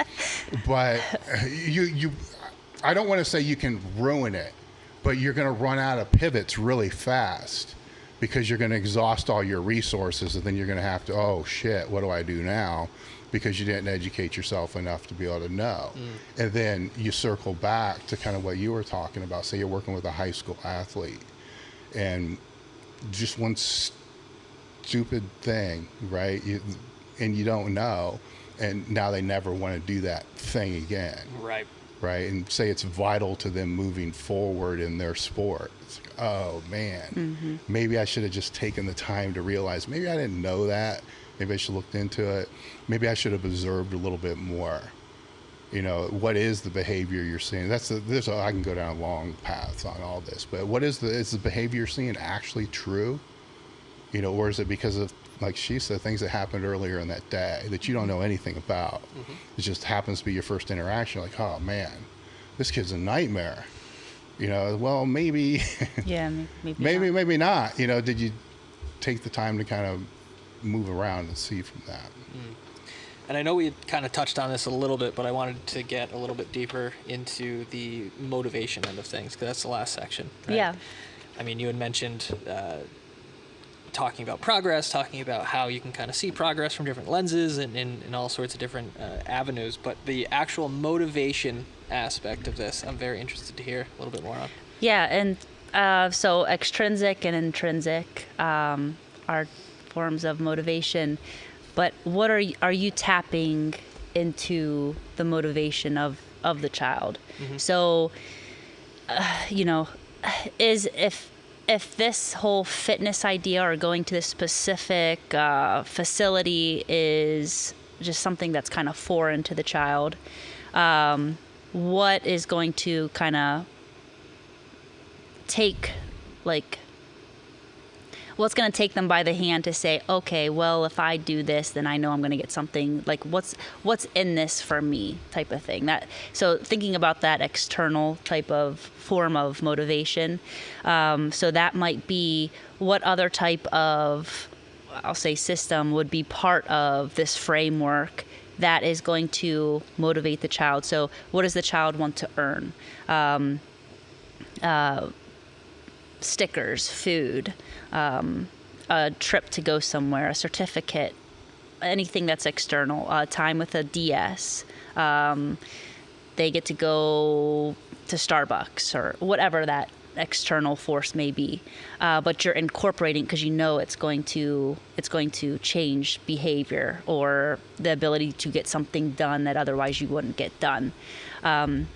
But that's just one component. The internal is calling upon, it's the 4 C's, our creativity, our control, choice, and there's one more, and challenge. And so are those being incorporated as well? And we typically get those through our regulatory inserts, which was our rest, our choice, our free time. And so again, these are things that just, if you do this right, it just naturally happens, because again, you're in tune with the child. So if the child comes in and he has a bag of Fig Newtons, for example, right? this food is super important to him. He works for this, like at school and at home, and when he is deemed to, something that is considered to be good, then he earns a cookie type of thing.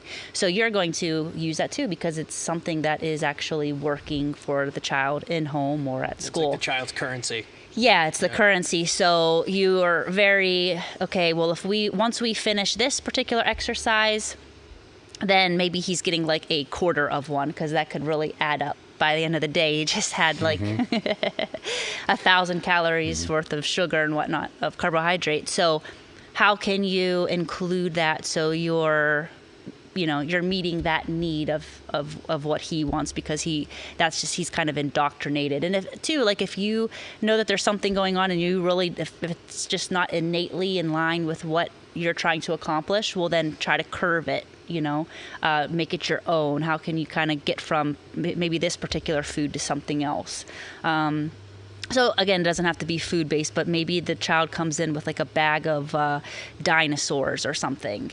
And man, he just can't wait till he's able to sit down and play with all these dinosaurs. Well, that motivation might be, oh, look at the schedule, something tactile that he gets to see what he's doing for that day. And oh man, once I finish 2 of these things that she wants me to do, I get to play with my dinosaurs. Like, that is motivating, and that's that external motivation. More so with the internal, like I said before, like when you insert, say, choice. So maybe like with the dinosaurs, that was your free time, and that was that motivation, which was that external. But with giving the child choice, and that I'll bring it back to Blaine, where like if he had his DS, if his choice was that he wanted to show me something on his DS, so then now I just went, like I warped into his world. Do I care about video games or anything that's happening on YouTube as far as these, whatever they do? The people that he follows is wild, right?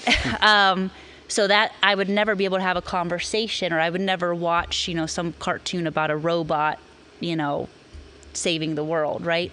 But once I enter that world, now he earned it. But, now he's like, she cares.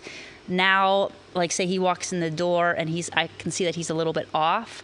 I can say, man, that episode where so-and-so like went from the roof down to the ground, whoa. And then immediately he forgets whatever happened, and now he's locked in. But within that motivation, you're connecting at a whole other level. And two, maybe he's not having this conversation with anybody else. Maybe nobody else has time for that. When he goes to his dad, he's like, okay, yeah, or tell me later, type of thing. So maybe this is the only outlet, and maybe there are no friends, right? Maybe so.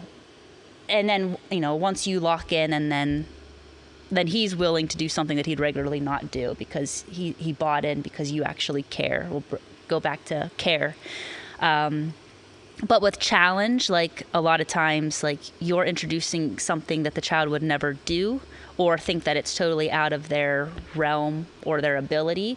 So kind of stretching them to do something with your guidance just a little bit, they succeed it, and now that ceiling is now a little bit higher. And so now they have that efficacy, like, oh, I did something, I didn't think I was going to be able to do it, but they feel that. So if we go back into the school system, they're given that dinosaur book. This isn't challenging, and they don't even think I have the aptitude to read it.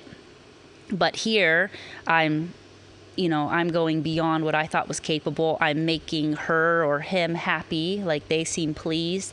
And so now I'm going to try something else, and just think of what that does to the internal. I mean, it's the same thing that the child through the S2C, like they're finally have an input to their motor system. Just think of how the brain is communicating with each other, and new things that are firing and whatnot. Like the system is becoming aware and making new connections and willing to try on new feats.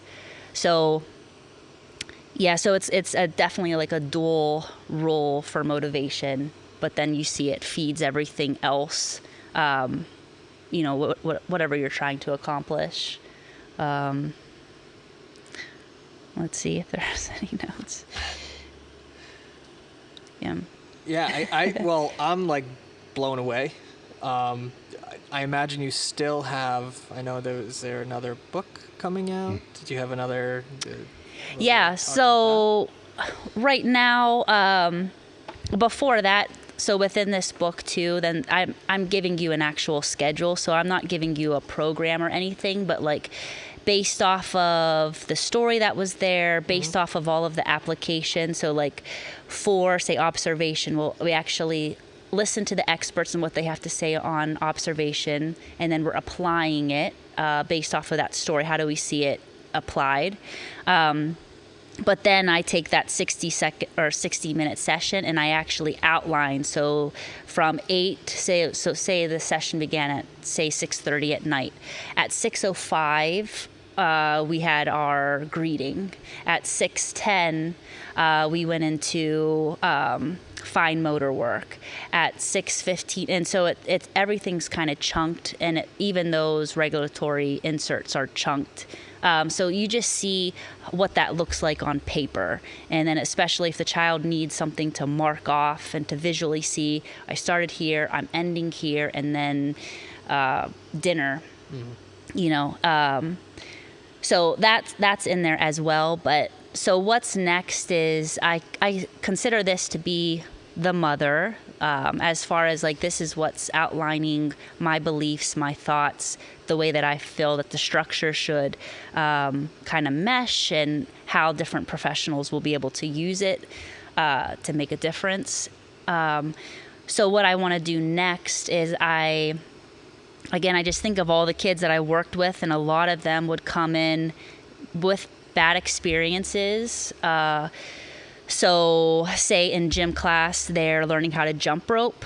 Now, so what I remember, like gym class, we would have like, I don't know, in elementary school, it'd be like an hour. Maybe you had it twice a week, and that was just what you did for the entire year. It's either taken away or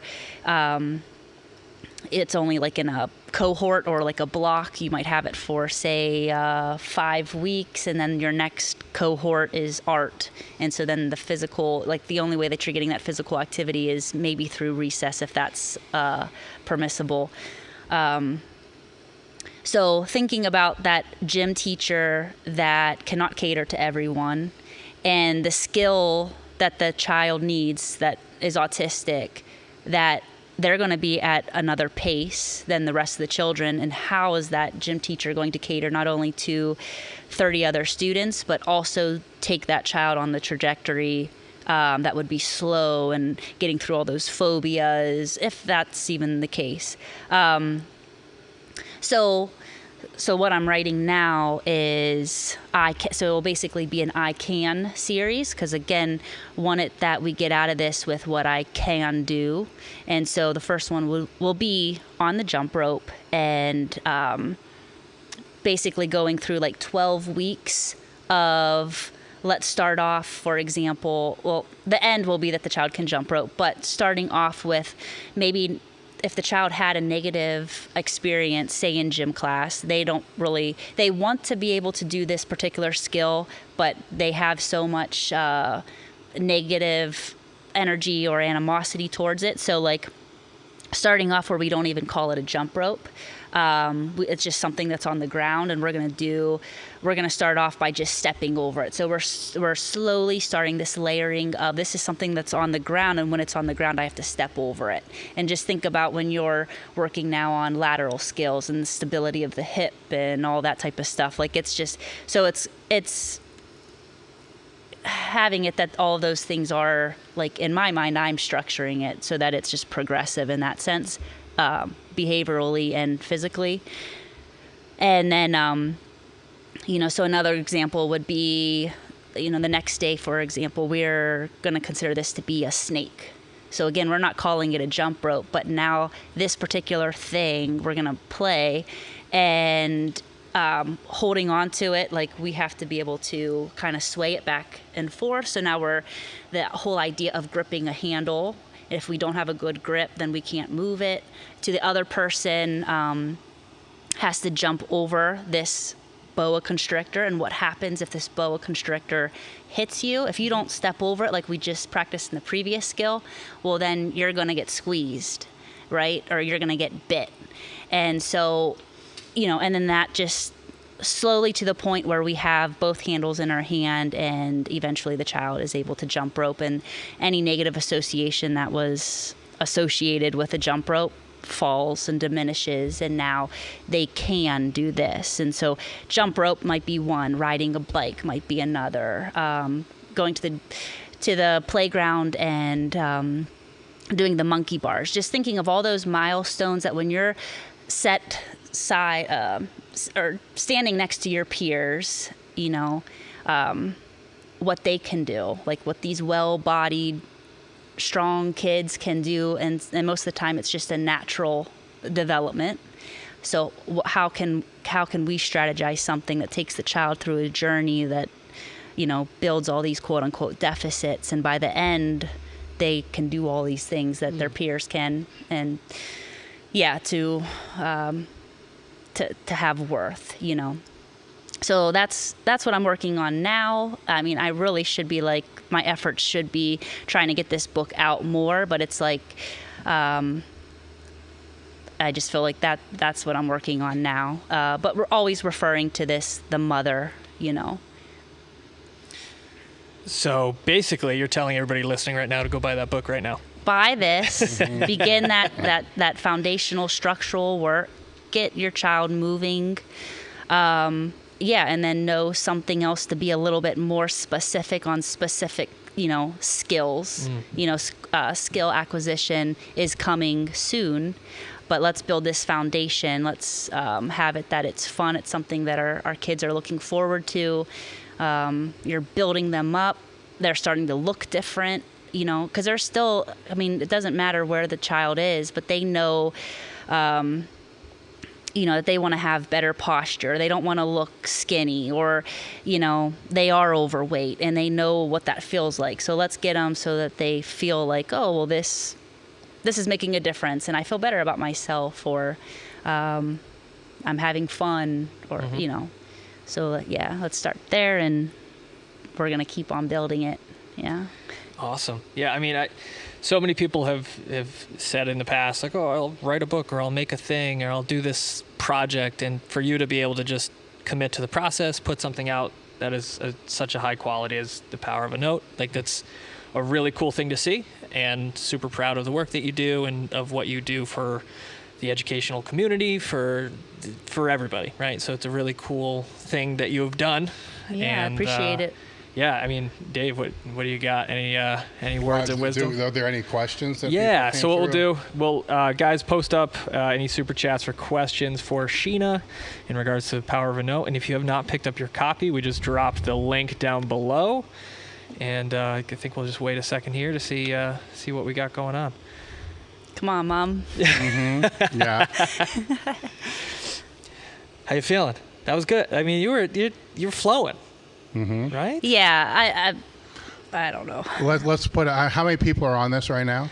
We have 56 currently watching. 56 right now. So let me just throw a question out to them. They can either hit a thumbs up if the answer is yes, right? All right. How many people, do they know anybody that's on the spectrum? Okay, if that's true, hit thumbs up, and we should be able to see, I think, right? Like if it's a super chat and they hit the thumbs up, we'll be able to see the thumbs up. Sam would know that. Oh, we got a super chat that just came in from Griffin Curtis. I just want to say thank you to Dave, Sam, and Sheena and the entire Elite FTS team. Your LLPO attitudes are unmatched. No, it's... Thank you, Griffin. I don't know. Yeah, I know. We're looking for questions. But how many of the thumbs up? We appreciate that, though. Yeah. I'm kind of bad with stuff. No, it's fine. No thumbs up yet. We do have a slight delay. Oh, okay. We got one. We got one coming in. We got a few coming in. Okay. Because what I was going to say with that is I'd be very surprised that if anybody... Yep, they're rolling. They're all rolling in, right? So this... If it's not your own child, this all applies, because the messages that Sheena was talking about let's just go with observing, right? So if it's another family member of yours, and everybody's quick to judge, and even more quick to talk behind their backs, right? And for those that don't think it doesn't come back around, it does. We all hear what other people say. But if they just observe, and then there's so much to take from that, and you'll find that the child isn't what you thought. Let's put it this way: if a parent would tell me, if you just spent more time to get to know my child, you would see my child isn't what you think. Why is that any different with mine? You see what I'm saying? So, it's just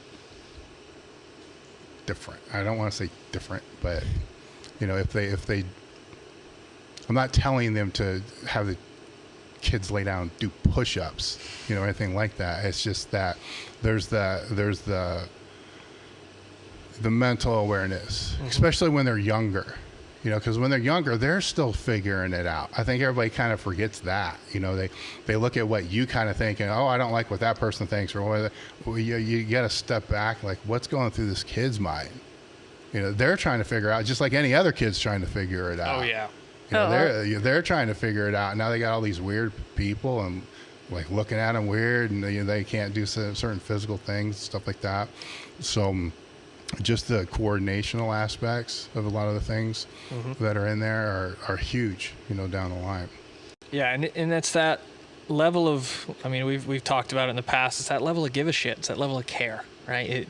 To take the time and effort to understand the best means of communicating, to have that understanding of where that person is, where you are, and how you can kind of bridge that gap, and to be able to help them on their journey and help them on what they have going on or the goals that you have, or it boils down to that communication, understanding and observing how best to facilitate that communication between you and that person and whoever it is that you're working with. And regardless of the population that you work with, like, communication is the cornerstone of developing any sort of positive relationship, right? And that's, at the end of the day, like, we're trying to develop those relationships. We're trying to develop some of these children into the best forms and versions of themselves, and everybody needs a chance to be the best that they can be. And for you to create something like this is really helping people to kind of see that better, and to be in a position where they can better understand how we can be better for other people who may communicate differently, and that's okay, right? Like you said, it's not there's something wrong. It's like we just communicate differently. Me and Dave communicate differently. Me and you communicate differently, and in order to cohabitate, we need to understand how we can bridge those gaps and understand each other in a better position. So, like I said, and Paulette, is that your mom? That is. Yeah, she really did. She really did. Paulette. She's very proud of you. I hope so. She didn't have a question? No, she said, "Hi, Sheena, I'm so proud of you. Thumbs up." Another thing I'll put out there that I don't want to have overlooked is the change of location. We kind of talked about that a little bit. If it is a trainer, or if it is a coach, or if it's just you work out, you got your own home gym, and your sister brings over your autistic niece, not cousin, niece, sure, nephew, niece, sure. whatever it's going to be. I get those all mixed up. And you're helping them there. And they're actually buying in, and you're doing the whole thing. You need to not become that destination for the child, because then what happens if that destination's not there? Right. So what happens if the parents can no longer afford to go to that trainer? And that's what has been linked in that child's mind. They may never train again. Right. So by changing those locations, taking them outside every now and again, going to another gym, going to a field trip or whatever, there's a lot of things that you have examples in the book as well, but a lot of different things that she's done with Blaine over the period of the years that now if we're on vacation and he understands he's going to miss his workout, now he doesn't do enough to make up the difference, but he'll go out on the balcony and do 30 push-ups or whatever it is. But in his mind, he, is connecting that, or walk, or walk at home, and different things like that. Where if it was all connected here, all the time. Now, granted, it's going to happen. The training is going to happen in one place the majority of the time. It's just out of convenience for scheduling, everything else for everybody. Most of the time, it's going to be that way. But it shouldn't be so anchored. That's the word I was looking for. It shouldn't be so anchored. Yeah, it's a good way to put it. That it's becomes dependent upon it. You know, that's not good. Well, I mean, we're the same way in a sense too. Like, there's a lot of times we define training, like training is training at elitefts, and if I'm not, so you know your particular intensity that you give when you're here, but if you go somewhere else, you're on vacation and you train somewhere else, you're like, okay, so because I'm not at my home base, I'm instead I'm going to do this or this, or maybe you're just not even going to train, you know, whereas like, well, if you're in your hotel and you have bands, you can do this, and that takes a while. I'm sure just we can think about how you had to wrap your brain around training or even effort. Like if you're not in the gym, then you're like, well, I'm going to give like so much effort when I'm doing yard work. But man, if that yard work was considered your training session and you thought it was going to help something, you'd be like giving 100% intensity, you know. But yeah, one other thing that I kind of not summarizes, but just gives us another example. I had a father, his name's Andre. He's a policeman here in Columbus, but his son's autistic. And after listening to the first podcast, he messaged me and was like, hey, I need some help. You know, he's an active dude. He knows how to train, and they've been doing an exercise split at their home, like in their basement or garage and whatnot. And he's like, I can tell he's getting bored, and I don't have the tools. I just don't know what to do, you know? And so I was like, okay, so what does your son like to do? What is he interested in? So we kind of went, you know, just as kind of like consulting him, we went through the entire process of the book, like observing, well, communication. So what is he interested in?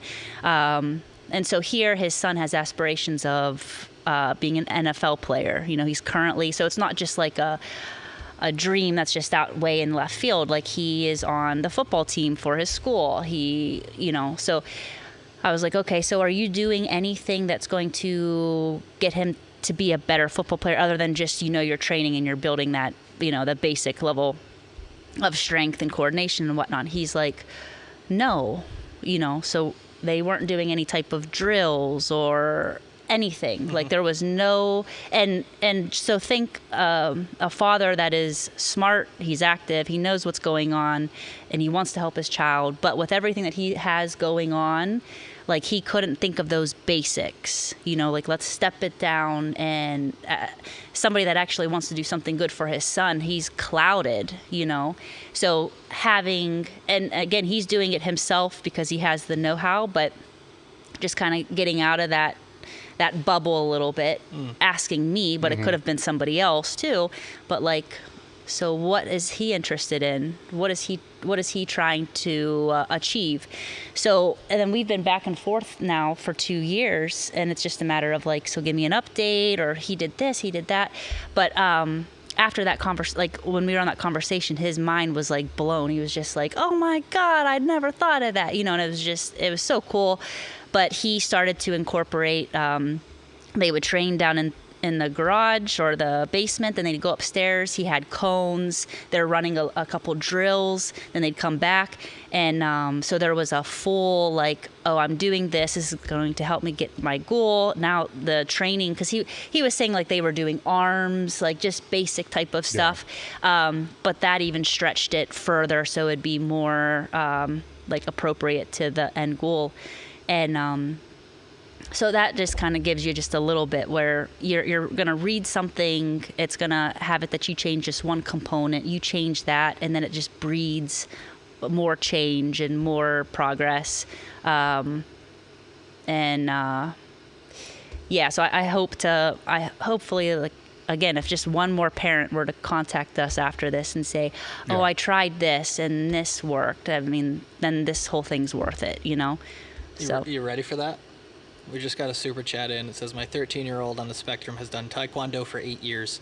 Took him 5 years to be able to handle the sensory overload of a 45-minute group class. Thanks for preaching patience to parents.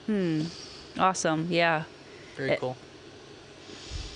Yeah. Thank you for that. It's people are starting to kind of share some stories in the chat right now.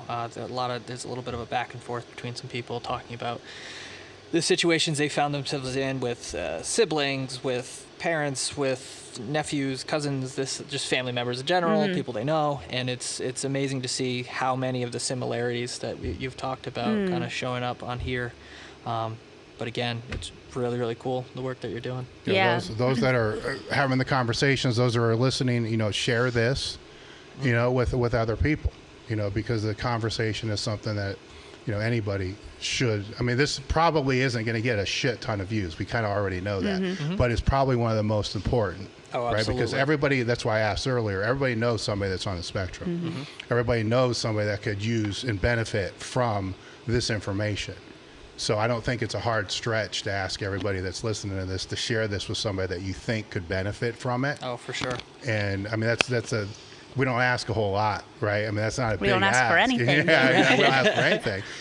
So I think that is a huge, way to give back. I don't know how to define it, but it's a huge way to. I want to say support the channel, but this is bigger than just supporting the channel. Learn, pass on, right? So it's Spread bigger. the word. This is even bigger than that, though. This is bigger. I mean, this is changing children's lives, right? It's changing the relationships that parents can have with their siblings, and it's changing. I mean, the trajectory changes at the youngest age. Holy fuck! I mean, people don't understand, the difference that can make for any kid. And who can make the difference, who can't make the difference. Somebody could just simply share this conversation with somebody else that applies it, then that person changes the trajectory of somebody else's entire life. Oh, absolutely. That's what I'm talking about when we're talking about these things here, which on one level just sounds like basic programming to me, with a lot more focus on paying attention, caring, and the observation of what's going on in that other person's soul, I suppose, because it's more than just brain. Oh, for sure. Right? Because if it was just brain, everybody would be able to diagnose and figure out exactly what's going on. This is more than that. So that would be my ask, is for everybody just to share it to anybody that they think, could benefit from it, and kind of go from there. I mean, outside of that, I always want to make sure that Sheena knows that she's appreciated for the work that she does, but Thank more. you. I ain't going to do this, man. Well, thank you for having me. Yeah. I appreciate it.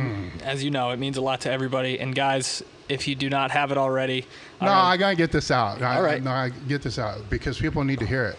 That I appreciate what you've done for my son. Yeah. Because that right there, that can make you me right now. Right? That's the power of the no that we're talking about. I don't think people understand. I really don't. That's why I keep circling back to this whole thing.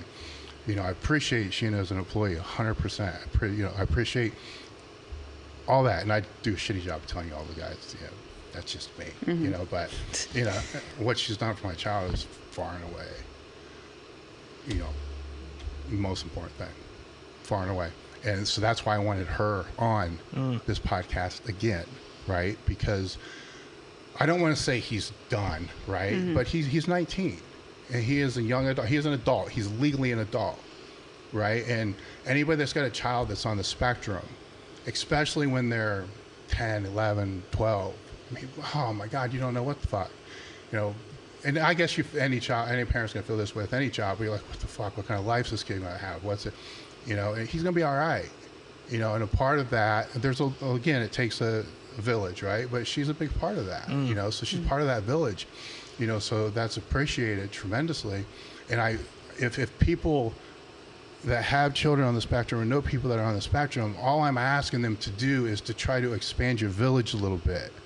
And if you can do that, which incorporates fitness, which we all know, especially in this community, in this world that we live in, this physical fitness world, strength and conditioning world, we all know that strength and conditioning fitness it's good. We know the downsides. I mean, hell, I'm living the downsides of some of that. We all know that, but the benefits far outweigh that. But I don't think people understand how expansive it gets when we get outside our own little bubble, right? The little powerlifting bubble, the bodybuilding bubble. Those fucking bubbles are so small when you really think about it. I mean, they're kind of in a way they're meaningless the further you get away from it. But that bigger bubble, you know, that's a huge thing, you know, and it's the bubble that's not stereotyped. It's the bubble that changes lives, you know. So that's why I wanted to have her on, because I can say now, you know, granted, we're not on the back end of him in any way whatsoever, but he'll train by himself if she's not going to be around. He'll do that. He likes to train with her, and he will do this in some capacity, I'm pretty damn certain, for the rest of his life. Yeah. You know, so any catalyst that can take anybody and introduce a healthy, fit lifestyle to them, that they're going to continue for the rest of their life, is a life changer. You know, any coach should think that way. Anybody should think that way. So I'll stop with that. That's great. Appreciate that. Yeah. So again, the power of a note. Find it on Jacob. I don't know if you're going to go to my camera here. Power of a note. Find that the links all over the chat. We'll put it in the description as well. And Sheena, again, thank you for the work that you do. Thank you for the work that you've done, and thank you for the work that you will be continuing to do in the future. You're an absolute rock star, and we're all super proud of the work that you do. Thank you so very much.